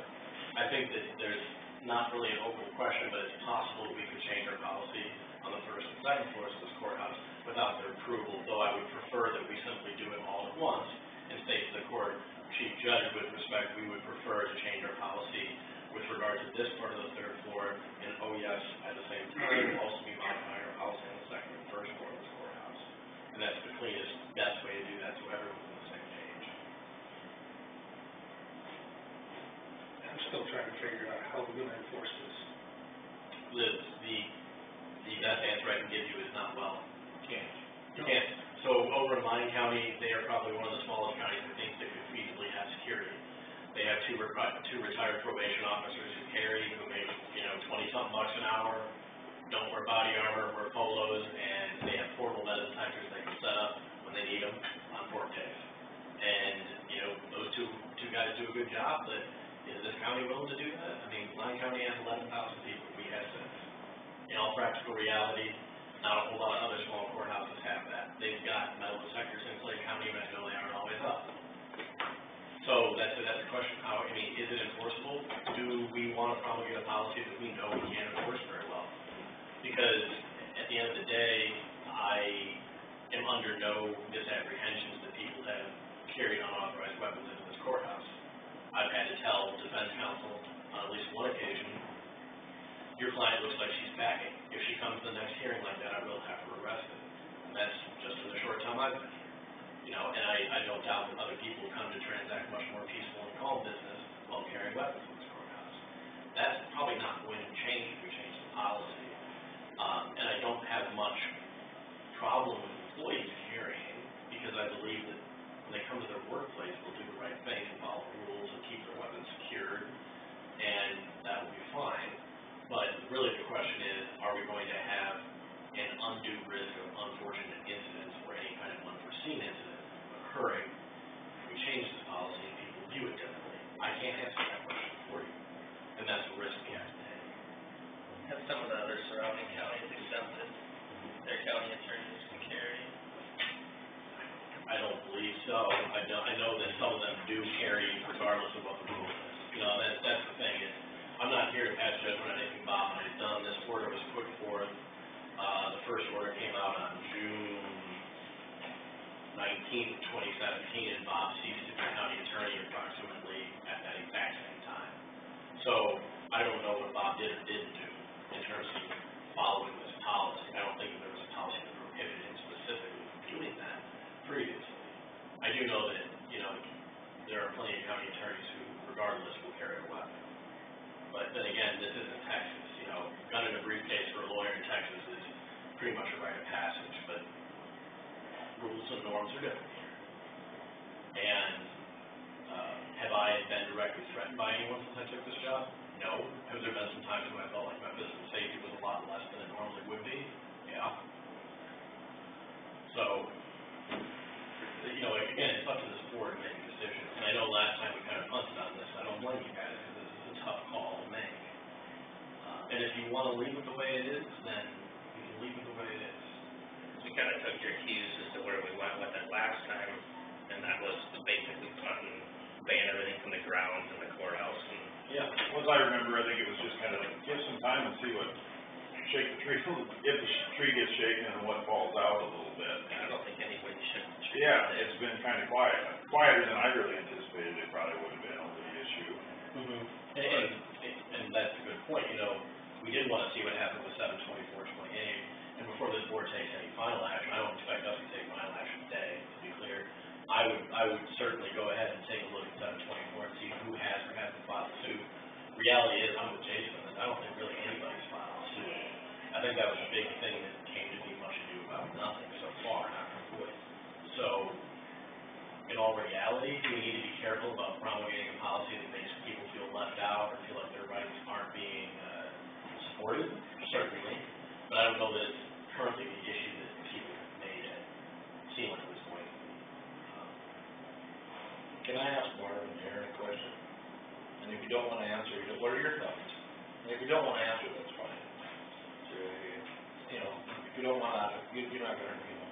Well, you know, some great points that are being discussed here. I mean, one is that, what are we gonna do to enforce it? Well, realistically, we're not gonna enforce it now. And so, like, at the end of the day, is there truly the sense of safety because you're in a gun or weapons-free zone? I mean, obviously, I have philosophical beliefs on this whole issue, but, I mean, the only person that's gonna enforce it is me. If I see somebody up there that has a gun that's not supposed to. Exactly. But currently employees are under the same thing. Mm-hmm. And I guess to me, if I happen to see someone was holding one even though it had been concealed or whatever, I think some sort of procedure would be put in place to address it, as we currently have policy. And there's a good procedure in this order, I think. I don't know if y'all had a copy of this, sorry to interrupt you, Aaron. There's a good procedure in this Woodbury County order I sent out yesterday. I sent that out along with the resolution, or the ordinance. And it describes a procedure in it for if somebody believes that someone else has a weapon in violation of policy, they notify the sheriff's office. A deputy sheriff comes over and will request that the person either submit to a metal detector test, or in our case, we would probably need to do a pat down. I know they have portable metal detectors over there at the courthouse, like the handhelds, but or the sheriff's office, but, you know, a pat down of some kind, to determine if that person is carrying a weapon in violation of policy. But really, that's it in terms of enforcement. It's not gonna be a policy we can feasibly enforce particularly much. And, you know, you bring up a good point. If that policy is one we can't very easily enforce, what are we enforcing now? We're really not enforcing much now, except that, like I said, one time I saw somebody that I thought had a gun, and I simply said, hey, hearing's over for the day, but just so you know, if that happens again, we're gonna have an issue. and not just employees, the general public, they're gonna, come with one too. I mean, and it doesn't mean, and what are we doing to really enforce it or regulate it? And It's just paper. It's just paperwork. at the end of the day, though, I mean, I have beliefs on this too. I mean, nothing's perfect. I mean, we deal with human beings in a real world that has, you know, always fallen, and it's not perfect, you know, but, I mean, either everybody's able to, I have a driver's license, I can legally drive my car, it should be on the streets. It doesn't give me the right to drive it across the lawn of the courthouse, or my neighbor's yard. There's nothing really they do to stop me from doing that, but once it's done, there are consequences for that action or ways through that. I guess that, to me, is kind of how it looks. but the real issues are laws and insurance issues too, potentially. I mean, that's really the heart of it. I mean, philosophically, I have beliefs on this, you know, I mean, it's a facade if you think you're safer, you know, because you do, I mean, I don't think it's a true, your safety is necessarily increased, you know, because of creating a rule. Yeah. That isn't gonna be enforced really anyway, so to be quite honest, that to any great degree. Yeah. And then, you know, but on the flip side, what I said though, what I did say about, well, but yeah, it comes down to maybe insurance and the law. Yeah. You know, state or federal laws, you know, I mean. And in all honesty, you know, a piece of law and a piece of paper doesn't necessarily make it safer. The risk we run if we allow weapons in the courthouse is that more people will choose to bring weapons in the courthouse, which is just a statistical reality, is going to alter the percentage chance that something happens. What that percentage chance is, of course, I'm not qualified to state, but it's just reality that more people are carrying weapons in the courthouse because they know they're permitted to, or run a greater risk of having a problem. I guess I'd like to take a little time to just talk to some of the offices and see what their comfort level is on the thought that other to the point that they're able to. I'm hesitant to individually identify people that are allowed to. I would prefer an approach of the board, elected officials, and employees are allowed to carry if they have the legal means to do so, and with the discretion of the department head, or the knowledge of the department head. I think it's just kind of an approach I'm thinking through. I mean, I think that's the most practicable, that's the most widely acceptable variant of us having a policy that would allow people to do it. You know, at the end of the day, it is tougher to say, hey, you know, the only person who gets to carry one is me. I get that that's tough. It's a simple, very isolated way to adjust an issue that I see, but it's selfish for me to expect that I get to be the only one who carries one. Especially if there's people who already work here, who already occasionally bring a gun into the courthouse without people knowing about it. Is that great? No, it's not, but that's the reality we're working and living in. Maybe we should address that. So yeah, I don't know, Barb, what do you think? I've got mixed feelings on it. Yeah. That's certainly really fair. We probably all been threatened. Yeah. I have. But. If I have a gun with that, I have to say, yeah. you know, it's, Right now, our policy is nobody can. Well, the policy, yeah. Right now, our stated policy is, we're not doing around, I'm sure you don't all agree with me, but I think we should leave it, that's not. And you know, honestly, where I'm at with this is, would I like to have one, the feeling and reality of personal protection? Sure, I would. Do I believe conclusively that that necessarily makes me safer? No, it's not, because having a gun is just a percentage and an odds thing. That's all it is. At the end of the day, people go back and forth and say, a good guy with a gun stops these problems and these mass shootings, and other people say, no, that good guy with a gun is just as likely to hit somebody and hurt somebody. And the reality is either way, neither one of those positions are exact gospel truth. They're both half-truths, and just realities that depend on the situation and the people who are involved. So, if the board doesn't want to do anything with it, that's perfectly acceptable, and you're staying along with the majority of county courthouses in Iowa that either ban in all county buildings, courthouse grounds, or areas controlled by court. So, there's a very wide variety of outlooks here, and if you take a few minutes and look at this county by county analysis of it, it's organized by judicial district. So you'll notice that some of these judicial districts have simply, for the most part, left it very much the way it was. It was declared, you know, court administration order. If you look at District 2, the majority of those in District 2 overall have just left it the way it is and left it as courthouse grounds. That's the whole thing. So there's a diversity of opinions on it. If y'all want to leave it the way it is, that's fine. If we want to talk to some people and figure out where people are at, that's fine too. I'd like to ponder. I respect that, Jerry, but I would like to take some time to No, talk to the public and talk to the action, I'm office just telling you my thoughts. personnel and reconsider. Guy come in here and I had a gun in the desk or not, I guess maybe I have too much faith in mankind, maybe that's my problem. Got your hammer and bucket. I mean, that's what we all got right now, is the hammer and bucket, the fire extinguishers expire in the fall, so we don't have that. That's just how I feel. I mean, I'm not against gun, I don't want to take my Second Amendment right away, but it's just how I feel. Yeah, sure.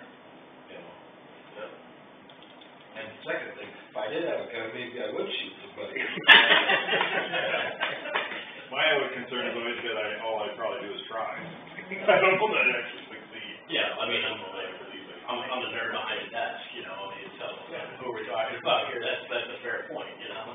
I don't have a concealed weapons permit, and I shoot every once in a while, but I would never get a crowd, because I have no idea where that bullet's going. It's hard to shoot a It was. pistol and with accuracy. Yeah. Yeah, that's the whole thing. Maybe you are, Well, Accuracy of the I'd say- situation. Yeah. Take some time and then a month and then bring it back up. No, I'm not saying we should act on it, just tell me. Okay, I will give you guys the resolution of the ordinance to go back and you can have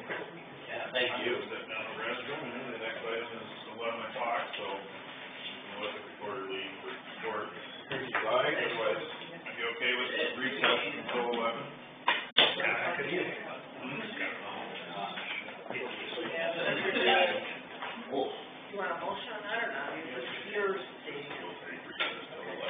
I make a motion to pass the, They're just a review.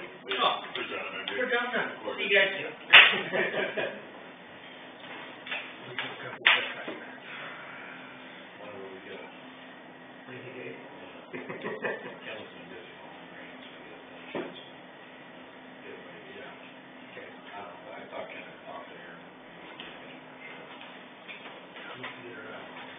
I've got a question. When you guys, I had talked to Matt. Does he work for? What is his name? Is he their buyer?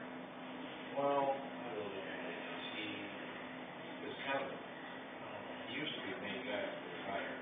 Now he's kind of a troubleshooter. He has to go to every location in the United States, everywhere. So he's on the road a lot. Because I was gonna say, if he's their buyer, then I may have talked to him, but I didn't know he worked there. Oh, yeah, he's worked there. He kind of ran that place for 5 years. Now he's moved up the ladder. He's kind of a troubleshooter. Because the last guy I talked to, he was, No, I- on his way to Wisconsin.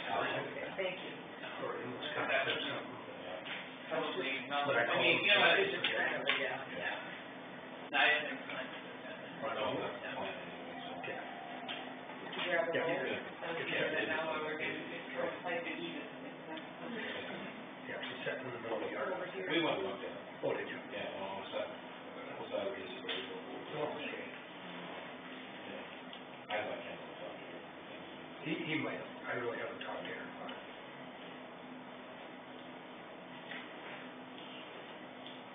They're just getting rooters ready. Yeah, we're starting to turn the 21st, and I'm gonna be gone, and Aaron's gonna be gone.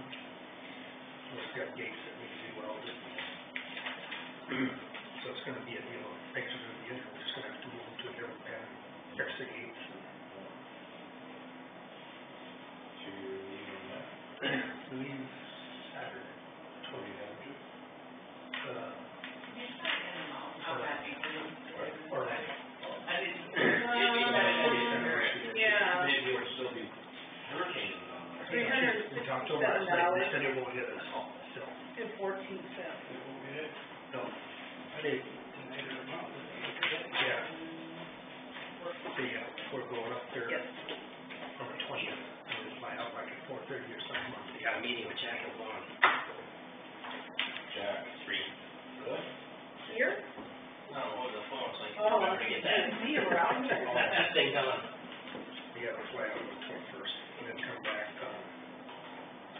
I think it's 27th, I think. Have fun. We're taking the kids and grandkids down. Disney World? Yeah. They want to have a party here for the 40th. I'm not here for that. You'll have fun, Mark, enjoy it. Yeah, and hopefully the grandkids remember it. Oh, really? Youngest still only 6. Oh.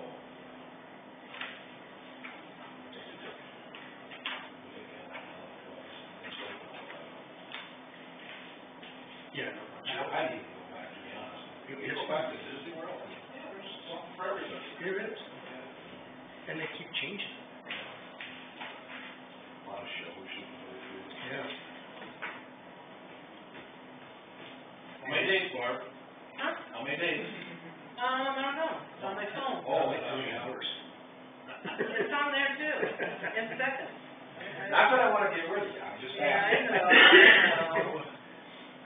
Guys are ready for changing of the guard. No, that isn't why I said it. I see. Regular tissue, they're not. Yeah, that's How many years has it been? 37. 37? Wow. What did you do before this? What did I do before this? We were out in Colorado, Rick has a shop out there. So we moved back here. You must have started when you were 16. Oh, yeah, right. I wish. No, I don't wish, because I've been any longer yet. No, it's hard to believe you go up those steps and down in that many years. You do. Trying to think, I think about 12 years is the longest I stayed in a job.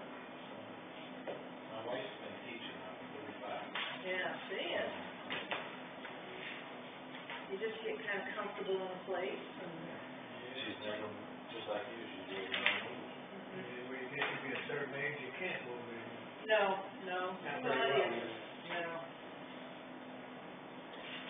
I shouldn't have worded it like that. The place I was working, things changed, different buyers, or different owners, I don't know what you all done. basically all the cars. Where did you say that one for? Now, service manager at Classic. Oh, that's what you, I was gonna say classes, what you were talking about. Yeah. And General too. Yeah. Where you went from General to. Oh, from Jevels to Classic, Classic back to Jevels.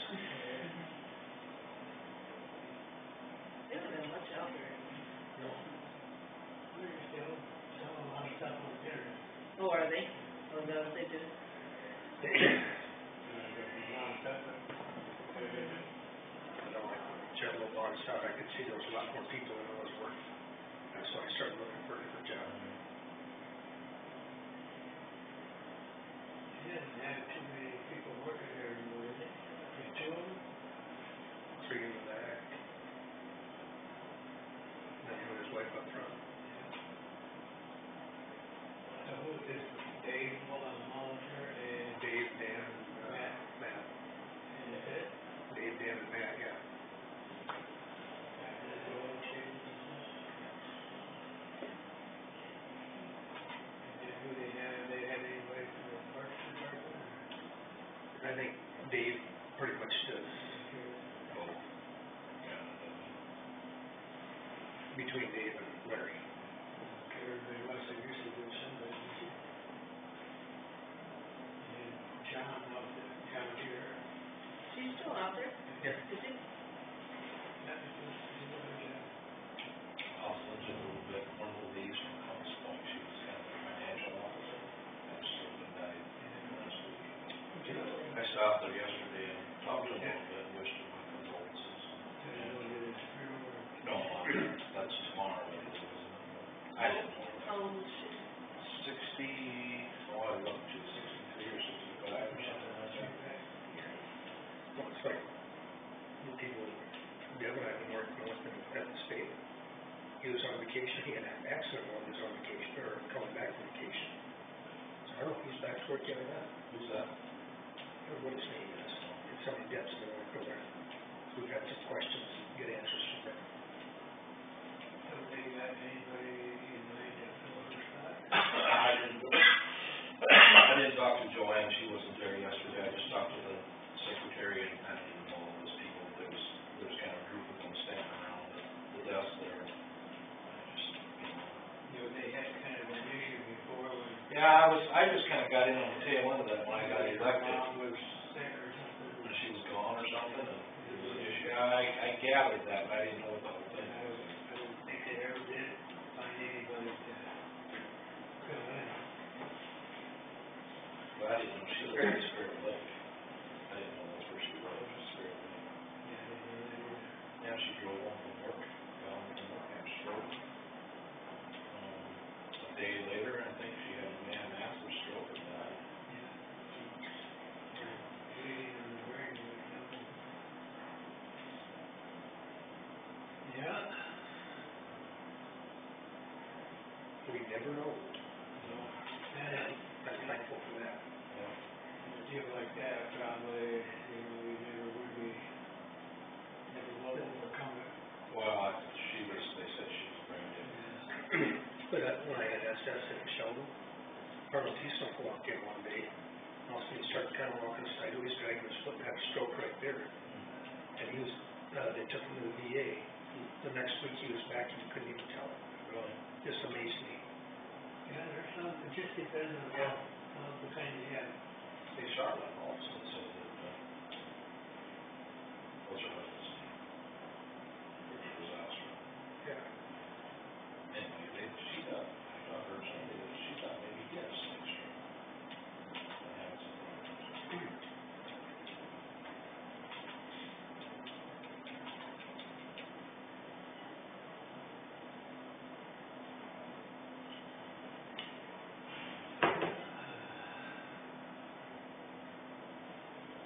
Did you get any beans or corn out? Just a little bit of both.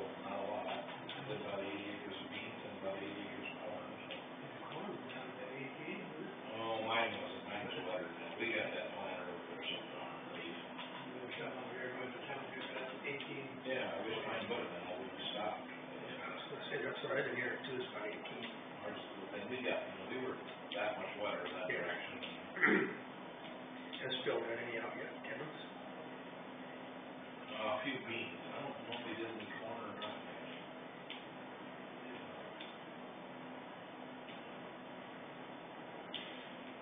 I don't think we got any. Brown Valley, there's not much down. What I say, You guys had some. we were a week or 10 days behind everybody else. If it ever dries up, I think everything will go now. Then it's just gonna be to stay out of the way. Yeah. They were saying, kind of the quarter, seven, fall. Oh, yeah, oh, yeah. There was a chocolate one, I haven't seen that guy forever. Yeah, I talked to him last week. Yeah, last Have they week. done much? Yeah, they've got, I think, $1,000 out. But there again, when you've got 2 combine runs, 6 trucks, pull a lot of weight in a hurry. You gotta have dry condition too. But then when you do have a dry day, you get quite a bit of it.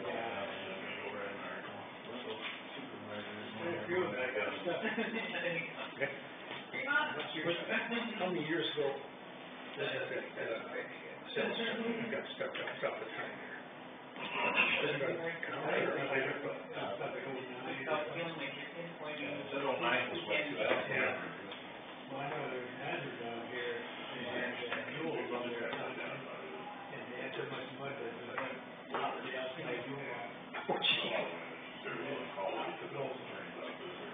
A lot of pressure. That's when you say, whoops. That's all I call it.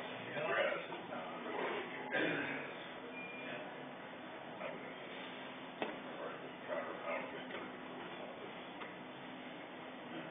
So they would still be considered, so they wouldn't have the option.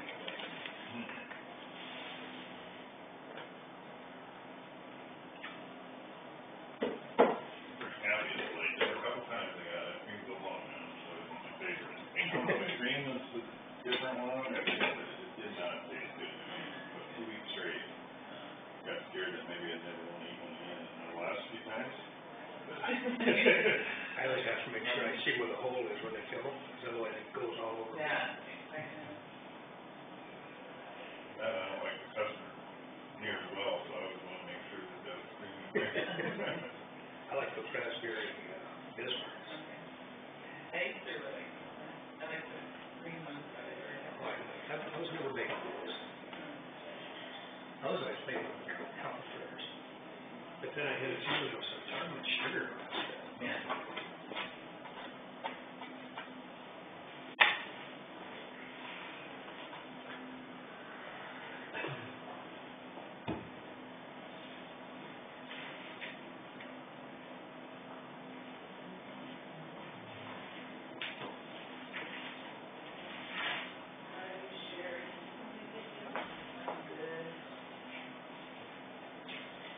That sounds good too.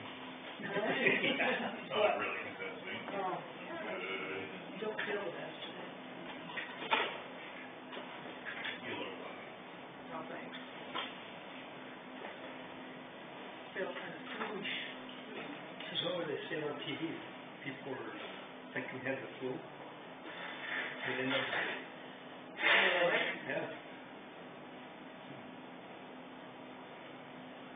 There was some lawyer, I'm trying to remember where she was from. She was like, I say, middle, late 30s. Really? And she ended up dying.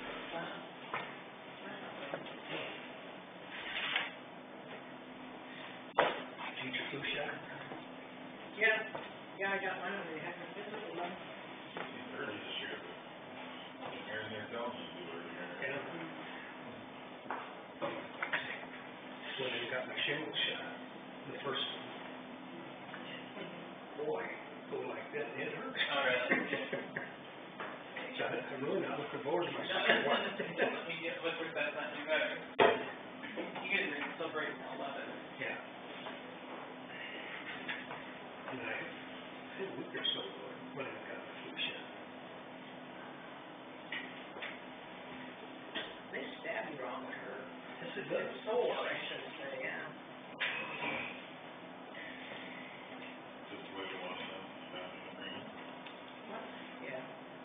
sure. I guess so. I don't know.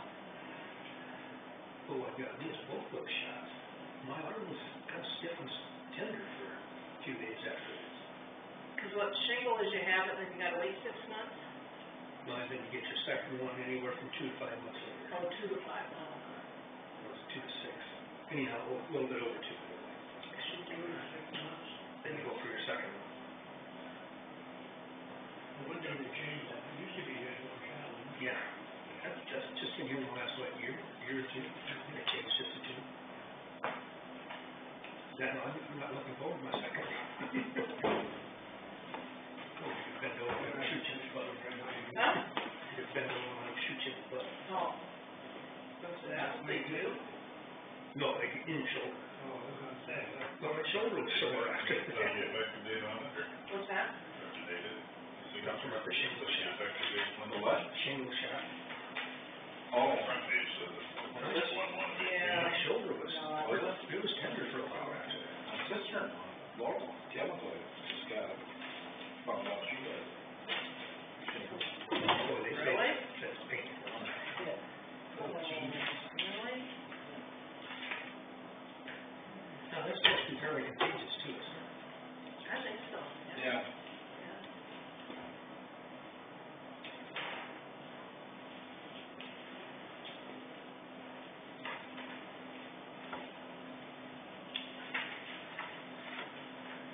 But no,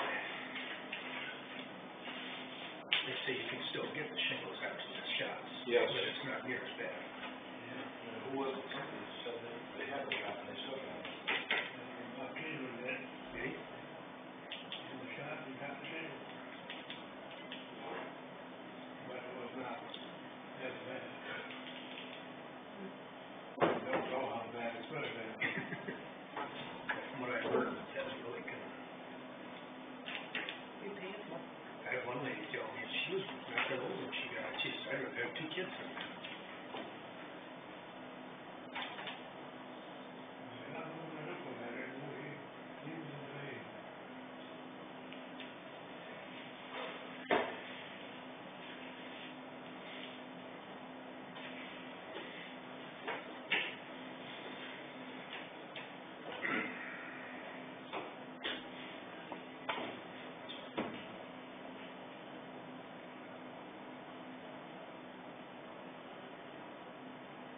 So this is what we're implementing today.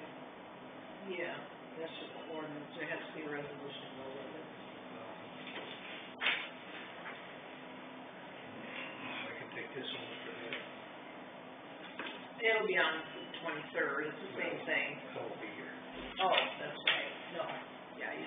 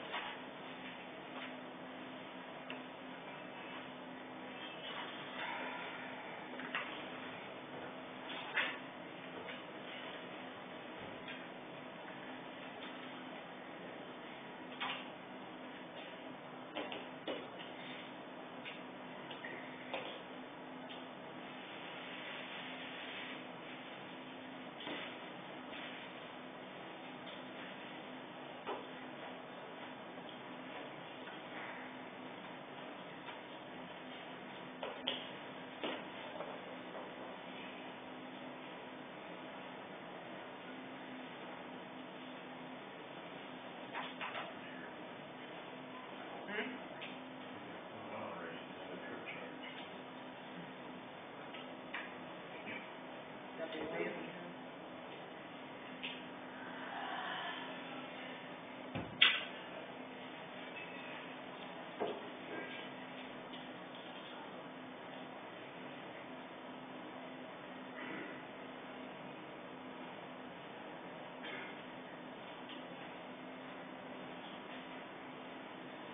I wish I was a little more computer friendly. No, Randy Williams is over there. We always have to help him. Because he doesn't have a computer at home. Smart man. I cannot be able to do my assessment. Oh, yeah. And I get it fixed, I get $100 for doing it.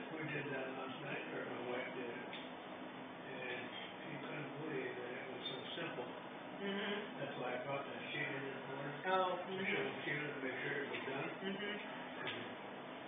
Otherwise, she said she sat there for a half hour. Last night it was moving done. I can't get in. The password I thought I had, it won't accept it. We have had that problem too. Rochelle will help you out with that, because I couldn't get in either. Yeah. Now, do I have to bring paper or anything along to do that? shouldn't have to, Okay. I didn't. unless you want, all your stuff actually put in there, like your,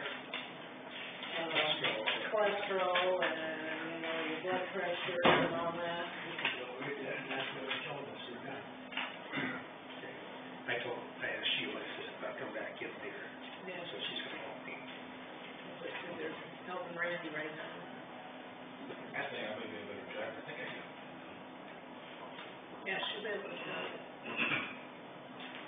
I hope they'll let you go and change passwords. Well, they should.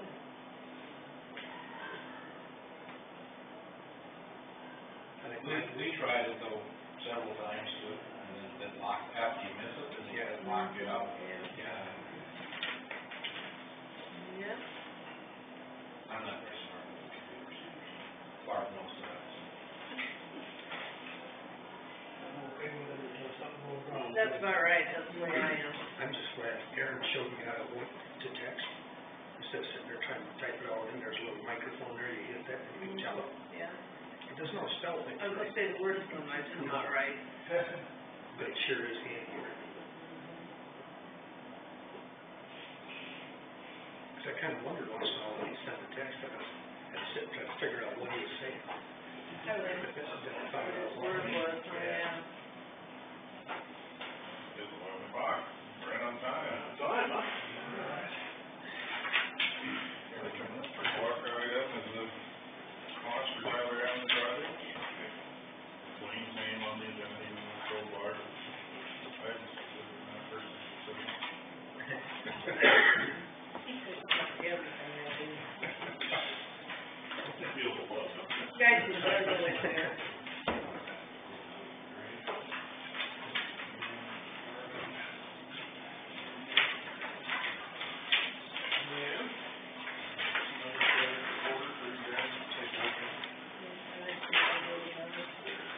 Do you have another one of those wings? Yes, you. Yeah, it's down there. I'm sorry, he's just not. He's not here right now, so. Okay. Okay. What we did was clean up a couple items that we talked about last time. We've got plenty of the cross-section, that went out to contractors that shows how things are developed in a little more detail. The standard cross-section, both concrete and asphalt, follows that, and then of course the asphalt. Alters too. And what you see in front of us is the estimated construction costs. Not much has changed as far as the water going on top there, right? What I'm shooting for, and again, hopefully that's conservative, and we don't like to see big numbers, but I'd rather be on the high side than the low side. With this number here today. Then we took a look at, of course, reducing that width, which used to be 24 foot instead of 28. And obviously it goes to 6-foot gravel shoulders rather than 4. So you can see that price reduction right there split. Obviously the difference is going. I did change that up a little bit. I was pretty conservative last time, and I thought maybe I'll just try to fine tune it a little bit so that number's slightly different than we saw last time. And I don't think we had as much savings, calculated savings in there between those two, the 28 and 24-foot 8 concrete. And then you asked me last time, of course the numbers are there, is the last PCC shows 24-foot with, again, the 6-foot gravel, but if we did neither of the turning lanes. So that shows no turning lanes. Obviously, a quick calculation could be if you did the north one or the south one instead of both, but that shows up what we got there. Well, we don't have a choice on the north one, do we? Well, we could probably work with them. I mean, if that's really what we push for, but. I think it's pretty foolish not to have that. If there's one to give, I'd give the south one because it's easier to give up. think we can work with DOT and perhaps still maintain our funding amount. They're only funding a certain portion, obviously a small portion of it. I don't think that was an absolute, that they had to fund that, but that's something we'd have to explore with them, so. No, that's for no turn lanes at all. For both? Yeah, for both, for takeaway, so obviously the difference between 1.77 and 1.692, divide that in half, and get all those turn lanes back in. Then we go into the different, material itself, the asphalt, looking at the 28-foot. Again, just kind of the standard, as that original standard section shows you, with the 4-foot gravel shoulders. That in itself doesn't have a defined shoulder, but up above, if you look on that first cross-section sheet I can give you, it shows the, shows how PCC is definitely defined shoulder, paved shoulder. The asphalt would not be defined, it just be one full width, but it is extra width you have.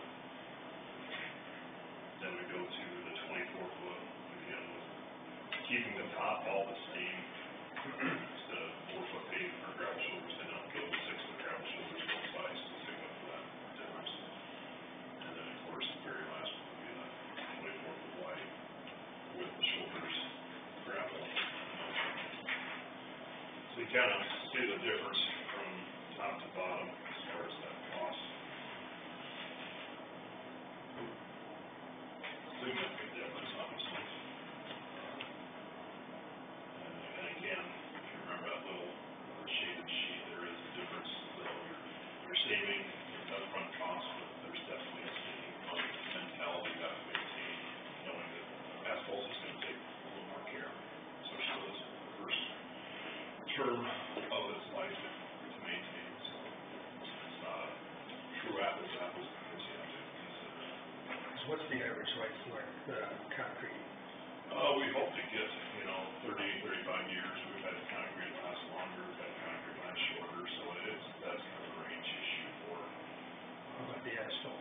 Asphalt, it still is that length, but yet you're just adding more material to it, so, to get that 35 years, that's where you're adding in that, say, $250,000 to keep that thing alive, to keep it back up.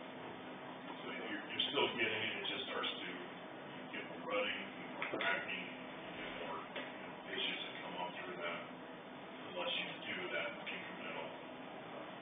So there's rated to 32 feet wide or? Yeah, it's graded, as you see there on that first. 132, 130.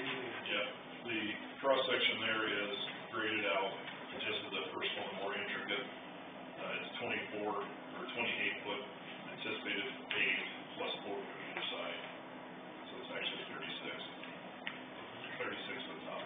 And you figure 8-inch on concrete, 7 on asphalt? Yeah, I actually looked at possibly 8-inch too on asphalt, just to get more of a comparison. The prices should be conservative enough to cover that.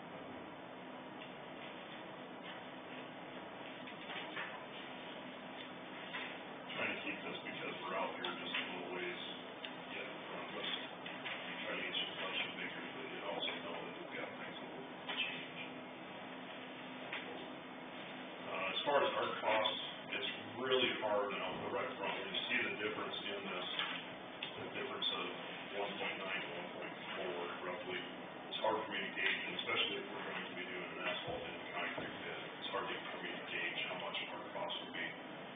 But I would say if you want to add maybe 2.5% in for engineering, that's probably going to be in the range. It's just the nature of the beast. What we have to do is go back in and re-profile the whole site because we made some changes, benefit of the project. So we have to do that and then re-plot the plans.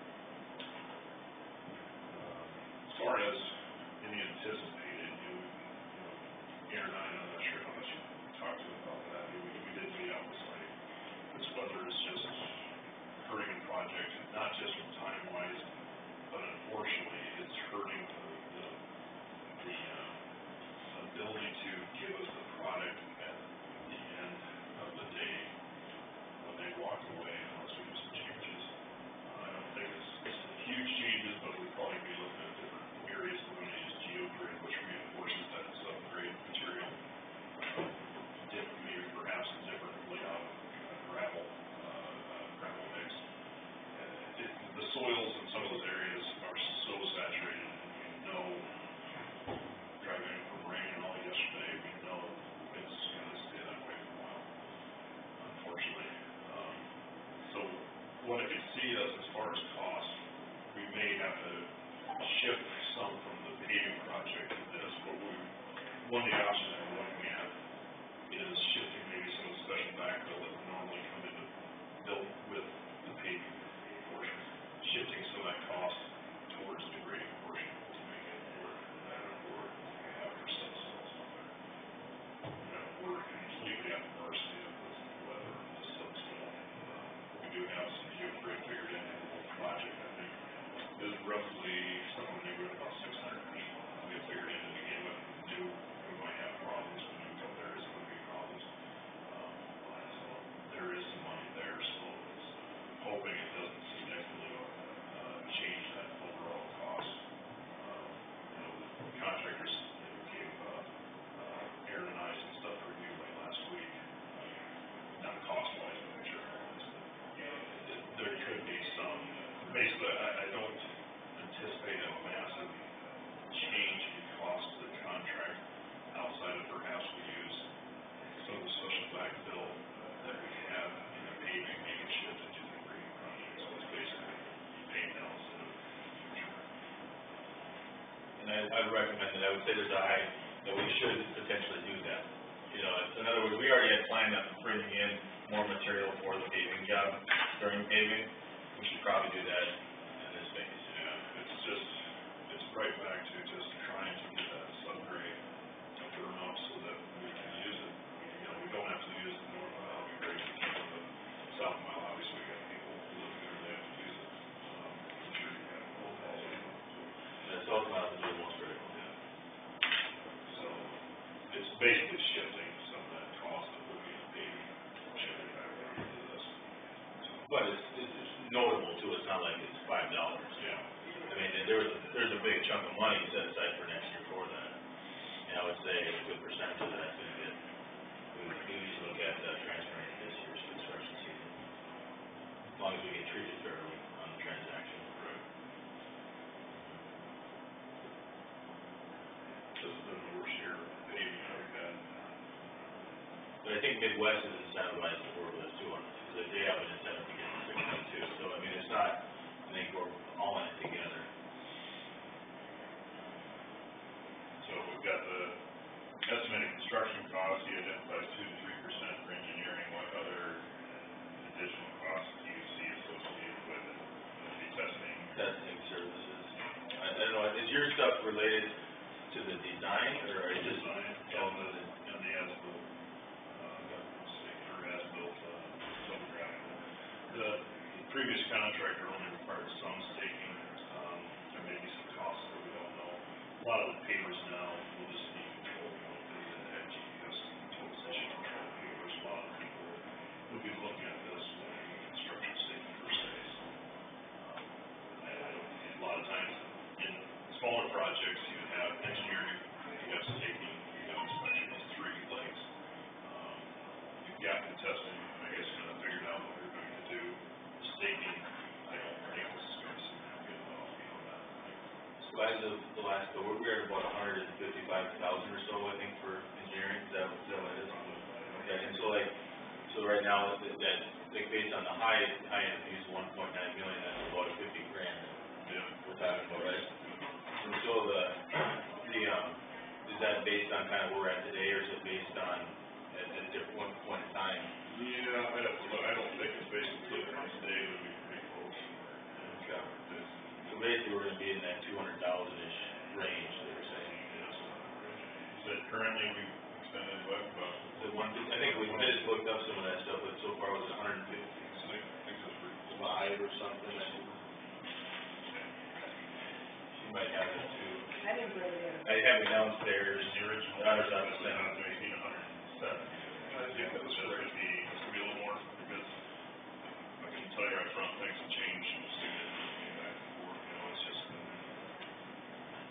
unfortunately, with the weather and the changes, you know, This is drug all around. it's modified, and then. Engineering wise, a what would have changed? Well, we had a change as far as some changes that we had to do revisions to the profiles. We also had the changes in both, I guess, our involvement with the surveying portion of, for the, acquisition plan, that went out further. I could kind of break down, but those are kind of the big areas. We had to make some changes on the grade to, kind of fit what we have. Once you remove the material, you don't know what you have, so we have to go ahead and redesign some of the areas that we've done. Unfortunately, it's one of those things you don't know until you kind of open that up, so. I would say probably the biggest thing is the extended construction schedule is in different places. Yeah. How long is it going on? Yeah, one thing was the fact that, initially too, and I don't remember how we did it, but one time we talked about having it all together, that there's some cost savings with having all this one, bid it out as one. I've heard, especially after this year, it wouldn't matter. You can just bid it as one, you don't even pay for this thing, it's just so, you'd be so big next year, it would be really.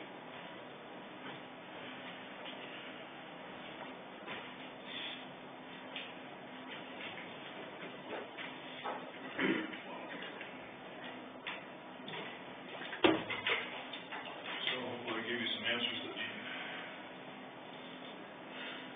which of this, only the paving is gonna be $250,000, other millions to your ears, but give you some options there, is there something that we need otherwise? No, I think as long as we can go by this, it's numbers that we can plug into, funding needs we need to consider. It's just one of those things, we all know that it's kind of crystal ball, look at several different areas, some resources for information as far as what to expect to pay for these numbers, but we have no control of able to do what we actually did. I tend not to be the low bidder very often on our projects, but let's say you could get 5% higher, unfortunately, I have no control on that, but my best estimate is sitting here, so.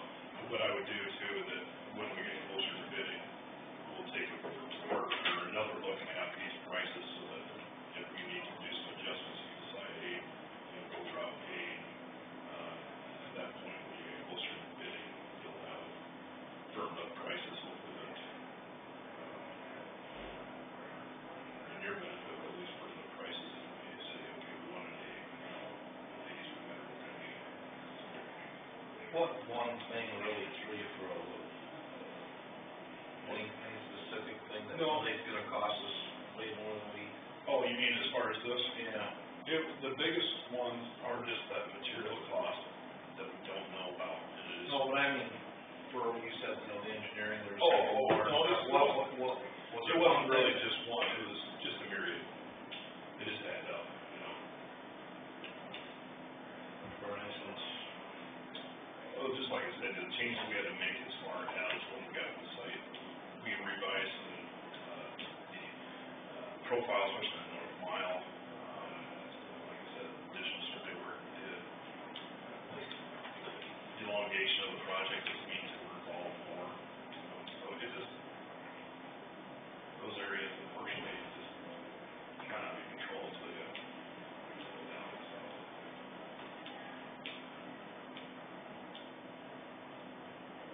I can give you a summary if you want, maybe. Where's this stuff, right?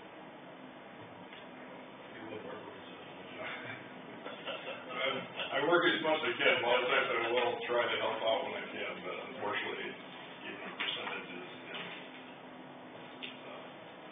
what I can do, probably isn't gonna make a big drop in the bucket. Gotta have. Yeah, you gotta ask, I can't blame you. Why, Carl, you gotta ask the same question. I was just looking at the difference in prices from, like, the 28 paved to 28 asphalt. And you put, say, that 250,000, that's just gonna get dumped on secondary road going on the road, in the future. I see you and your asphalt and concrete. Yeah. Yeah, I mean, and not that your paving won't have, Some upkeep. some upkeep. And you don't know, unfortunately, you can always have a bad area of concrete, like you have a bad area of anything, sector there.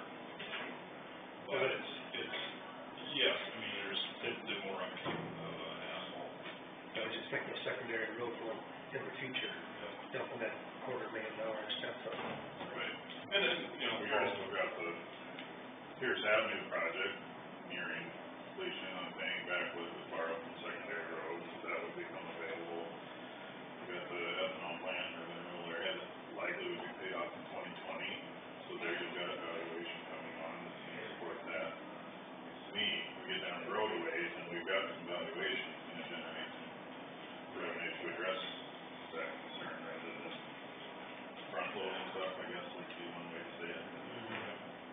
And this is all figured on an 11.1 million minimum, minimum assessment agreement.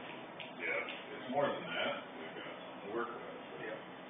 We're also being conservative in what we're expecting to generate. Have they talked about what they're actually gonna be valued at?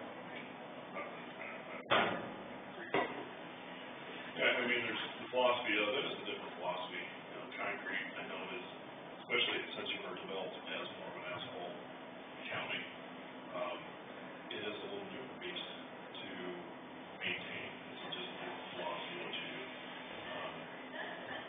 If you look at some of the other counties that are more used to, or more ingrained in doing concrete, which is not as different, such a difference from what you're going to do. So there is the philosophical change in how you approach that at the end of the life of the concrete. And I just point this out, it's not as readily upgraded, so to speak. Fixed asphalt, you can continue to put additional asphalt on, mill it, to reprofile, bring the asphalt on. So there's some benefit for the long-term asphalt. But yes, I mean, it's still back to concrete. Typically, we hope to see it living without huge maintenance issues, 30, 35 years on average. You don't really know that, though. No, you don't. I mean, we've got some roads that, our company's been around for 45 years, and we got some roads that we first did that passed for basically brand new roads, nothing's changed. So you can tell they're probably, say, 40 years ago, we didn't do it right away. But again, there's other ones that don't either had a bad subgrade or also had increase in traffic, which this predicted this really well. But, I did a paving project in Little Town, Brunswick, where I used to live. And we went into 6-inch because no one ever thought there'd be any change. Little Town, 150 people, all of a sudden a big feed mill pops in, big. And all of a sudden, we got the truck traffic, and that road from their entrance to the south just went away. And so that lasted 10 years, but that was because of huge increase in traffic. But this is figured about 225 trucks a day. Yeah, it's towards the top end of what they were doing us.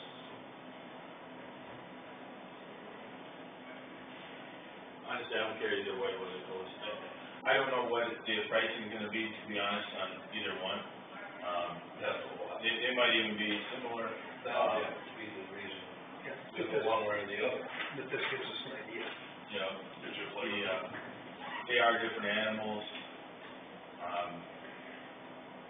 At the end of life, there's some downsides, because, an example of a road that I'm sure you're gonna have a lot of maintenance on in the future, it's gonna be like 822 between Ocheetah and 59, that's an old concrete road, that we did do an overlay, but eventually it's gonna hit a point where it's gonna go really quickly. It's gonna get really bad really quick, and it's because of what's underneath it.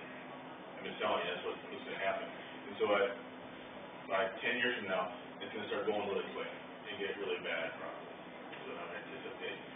So I guess same out here too, because this is an old concrete road here too, isn't it, that we overlaid.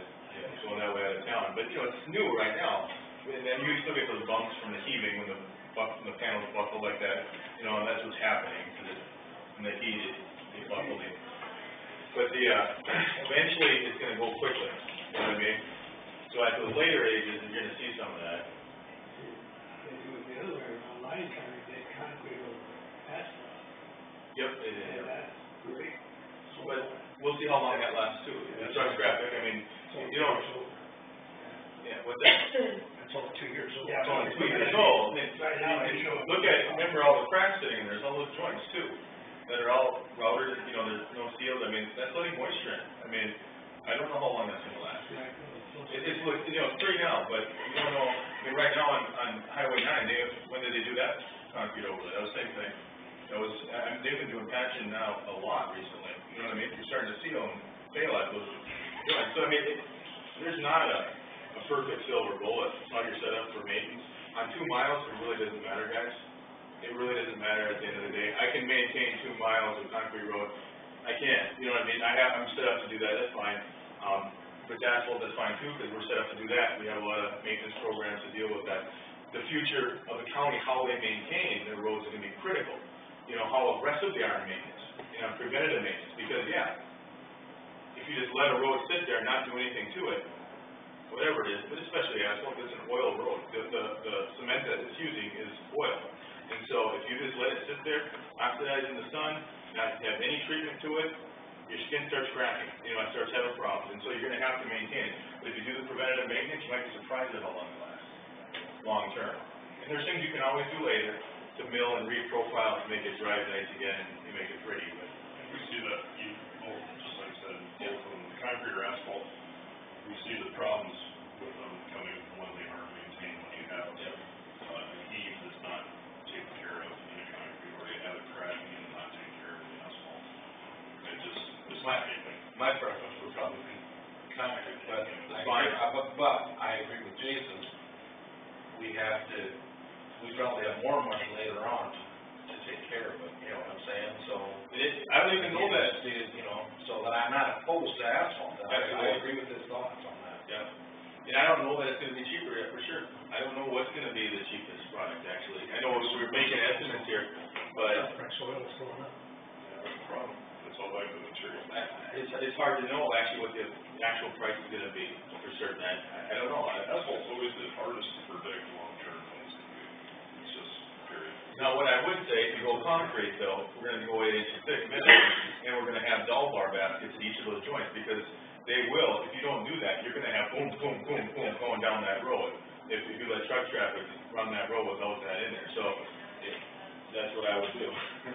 Gotta get paid for it. And then all that costs money, but it has to be in the final product for a truck route. You want the steel and all those joints to hold those, so they don't do that, and then you're gonna need that, it's critical. So when you put on this 2-foot edge, you're actually putting reinforcement in there then too. So it's separately paved then. How do they do that? Or they just have it, you go in, have it go in and. Same cross-section so we can stand it. I see. Okay. And that's probably because like a 14-foot would be too wide for a lane width too, or is there a reason? Oh, well, the joint itself just transfers up a little from the edge of the pavement into the shoulder. It just makes that edge a bit longer of your pavement, of your pavement. That's where that's untransferable. When you're center, your load is transferable. And you're planning on, with your specs, you guys saw and seal them too, the joints, okay? Yeah, so really, anything can work. You know, probably the biggest issue is when you're trying to think 50 years down the road. I mean, to be quite honest with you guys, between now and year 40, anything can work. Yeah, we check it for it. Yeah, I know, when I look long term, there's always a potential that says to me, yeah, there is some benefits to flexible pavement if you maintain it properly, because it could potentially get you to these farther out places that you don't expect if you do proper maintenance. I see some of that possibility and benefit. And sometimes the concrete gives people maybe a false sense of security. It does. People just automatically assume, just like I call it cement, you know, they both are cement. There's one's a flexible cement, one's a rich, you know, really brittle cement. So it's,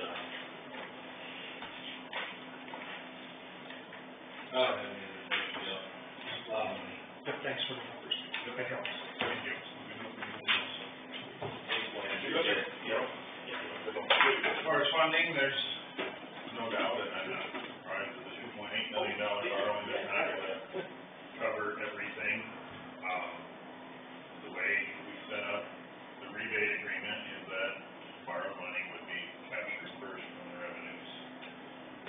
I did talk to Maggie, or we called Maggie with Spears Financial yesterday to kind of start how we proceed,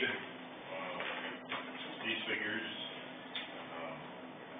She said we go back out to another GO bond, that I'm interested in that. We could do borrowing locally from local banks. Personally, I was thinking maybe just do an internal loan and repay ourselves as Federal Reserve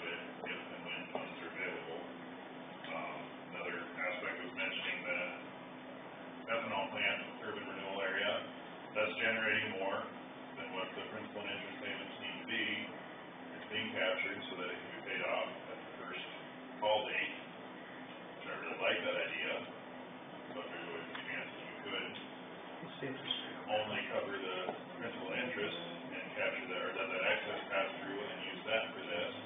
Okay, we have some options. It's gonna be what do we want to direct them to do or how do we want to do it. I do think we will likely need to do a plan amendment. Hopefully not, I didn't see the page that was necessary to say how much we're authorized on the overall scope of things. But we will need to identify an internal loan or whatever loan we use to recapture those funds. So she's speaking with John Danos and getting legwork done to provide some of that. A brief overview, but I'm not gonna talk too in depth, because she said she would provide an email by the end of the week that will explain it far better and more accurately than I can. I'll check out the Dave also. Get his input, because I think that's a lot.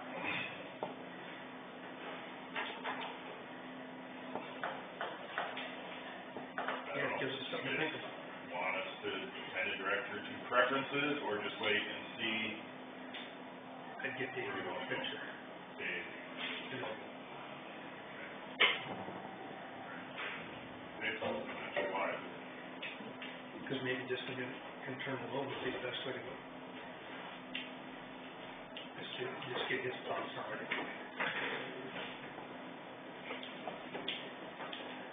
I always kind of like to keep my accountants or auditor, whatever you want to call them, I like to keep them in the picture.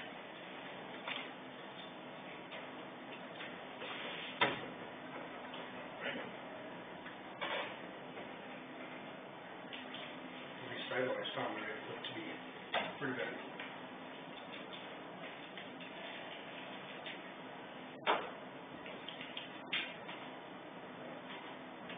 That's just my thoughts, whatever you guys want to do.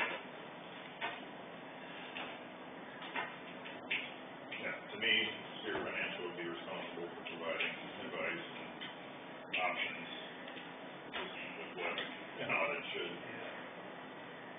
But I guess I just think Dave knows our numbers better.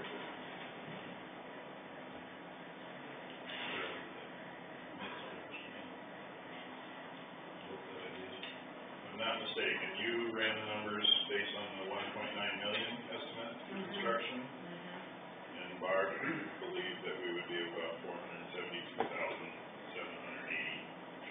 That's after the RISE grant. Right, it did not consider in. And we'll have the interest payments for the existing GO bond. Get those in there. But those numbers use the highest estimated figure. Did you figure that extra engineering cost too, or not? That would be another 2.5% would be.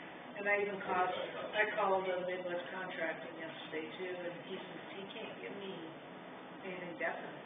There could be changes along the way, because we know what we owe from the bid, but he said that could change. Well, it's based on actual quantities, parking fund too, so that'll be determined when the project is finalized and what route you go, because there could be, yeah, we could end up doing a, $200,000 change order to bring something from the next year's project into this project. To give you an idea, now again, that was something we were gonna do next year too, in that 1.9 million, so there's quite a bit of money next year in for that other stuff that you guys built into that. So, yeah, I would say though that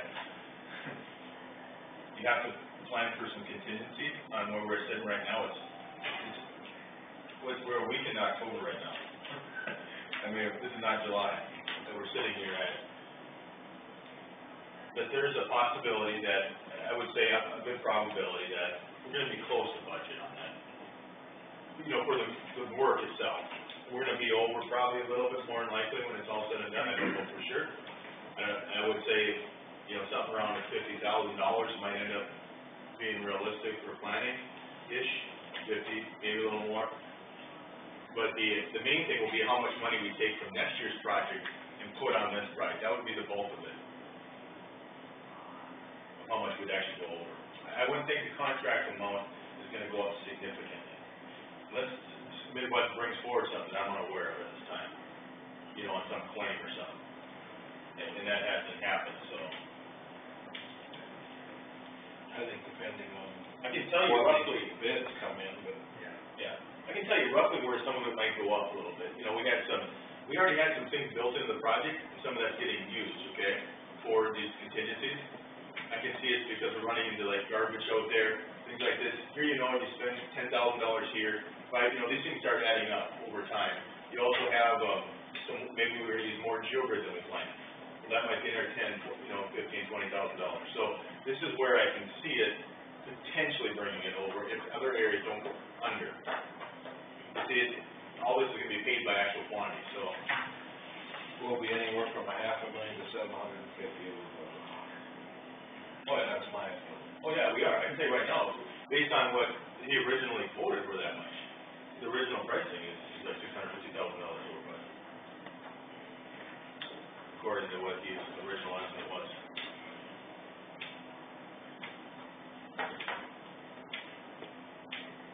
That's on the conservative end. That was based on like, assuming it didn't work very well. And right now, based on his estimate, he's, we're estimating $900,000+. Well, I guess the biggest thing we gotta figure out is how we can do it.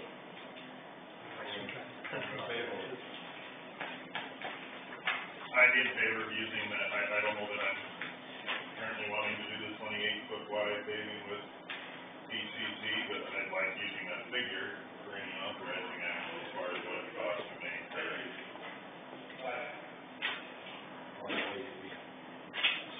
Only advancing the money that's needed, not borrowing all that we think we might. Okay. The money is not gonna be needed until next year, obviously. And your next item is approving claims.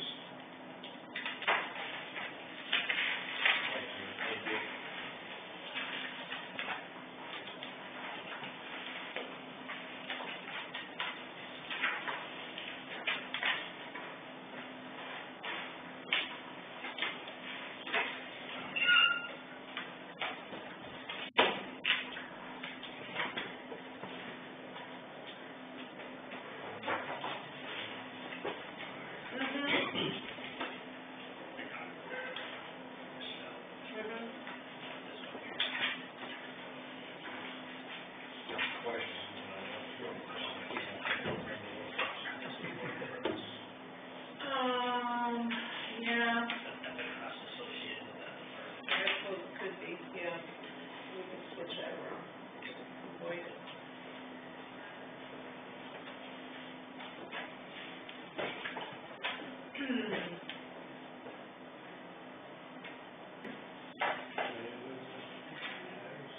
Not quite. Are you satisfied with that? Yeah. I'll make a motion on claims. Did you want that one changed though? Oh, yeah. Yeah. I don't want to Well, change no. number.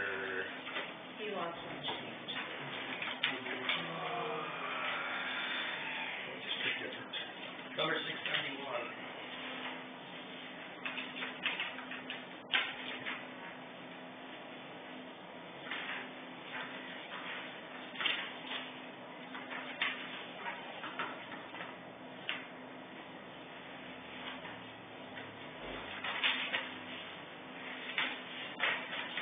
On page 2, towards the middle. It's in regards to the auditor sending out a letter to Brick, asking if they provided any legal services to public safety. Yeah, that probably should have gone to public safety. 71. Claim number. It's right in the middle there, Brick and Gentry. Under non-departmental. Oh, maybe I'm looking at, I'm looking at a different one, I'm sorry, I'm looking at this one. Yeah, your guys is broken down It's different. different pages, page Yeah. 10, towards the bottom. Yeah. Sorry about that. I'm looking at this one here.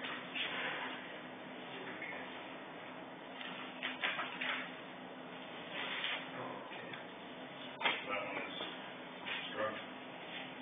We will avoid that one and give that to the sheriff's office. Okay. Yeah. That will work.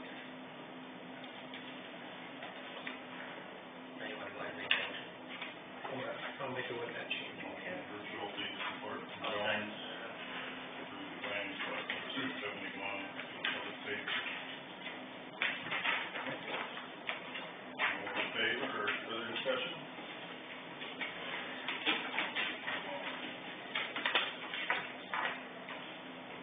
All those in favor, signify with aye. Aye.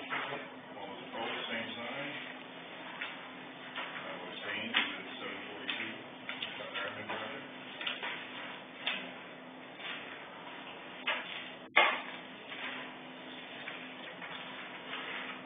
I was here this morning, my phone's been going nuts. Why? I don't know what that's for. Oh, bunch of cars going back and forth. When we get done, then I'll tell you. Good thing you got the ringer on. I could continue to update on the Northwest Iowa Regional Healthcare, or Northwest Iowa Care Connections, regional mental health, I really don't know where we're at. We made a request of the counties that want to join to provide financial information so that we can be assured that they won't be bringing debt to the region. They're expected to respond by today, we're gonna review it and have a meeting to review it Thursday, and the board will meet Friday. I don't believe the board is interested in anyone that would carry that, and that was the original motion, but I was informed as of yesterday that Lyon County had a meeting, that they're considering going with Sioux and Clement and joining Sioux Rivers region, which they previously indicated wasn't anything of interest to them, so I don't know. Whole basket upset, I guess, I don't know what happened, so. Well, no more Friday. Okay. Is there a state deadline they gotta meet where they have to be picked by a certain? I need to look at the bylaws, I just kept looking at our bylaws as to how people join the region, now giving consideration to some of the league, I believe they just have to notify us that they leave the region. If it's not done prior to December 1, then they could be forced to participate in the region, or at least provide levy to the region for the next fiscal year. I would just guess that they probably will notify us by December 1, but the other region's bylaws, I think both of them identify November 15th as final decisions for the next year's made up county participation limits, but I'm pretty sure it says December 1. That would need to be notified by Lyon County. As far as adding, it becomes more problematic because then if the board accepts, the region accepts it, it has to go to each county and they gotta do it prior to December. So that's a more lengthy process. I believe the resuming themselves in the region is notified and be done. That's just what I recall, I don't know for sure. All right. I don't know if you were all in here when I said that, and that was, the chief financial officer, or whatever the position was, at the council point passed away, and, George Stewart passed away, so I went down there yesterday and talked to some of the people in there, and threw my condolences to them. I'm not sure what they're gonna do, they're kind of tizzy right now. It takes a little bit to get wrapped around it. Yeah, she was working that day, went home that week, so all of a sudden, anyway.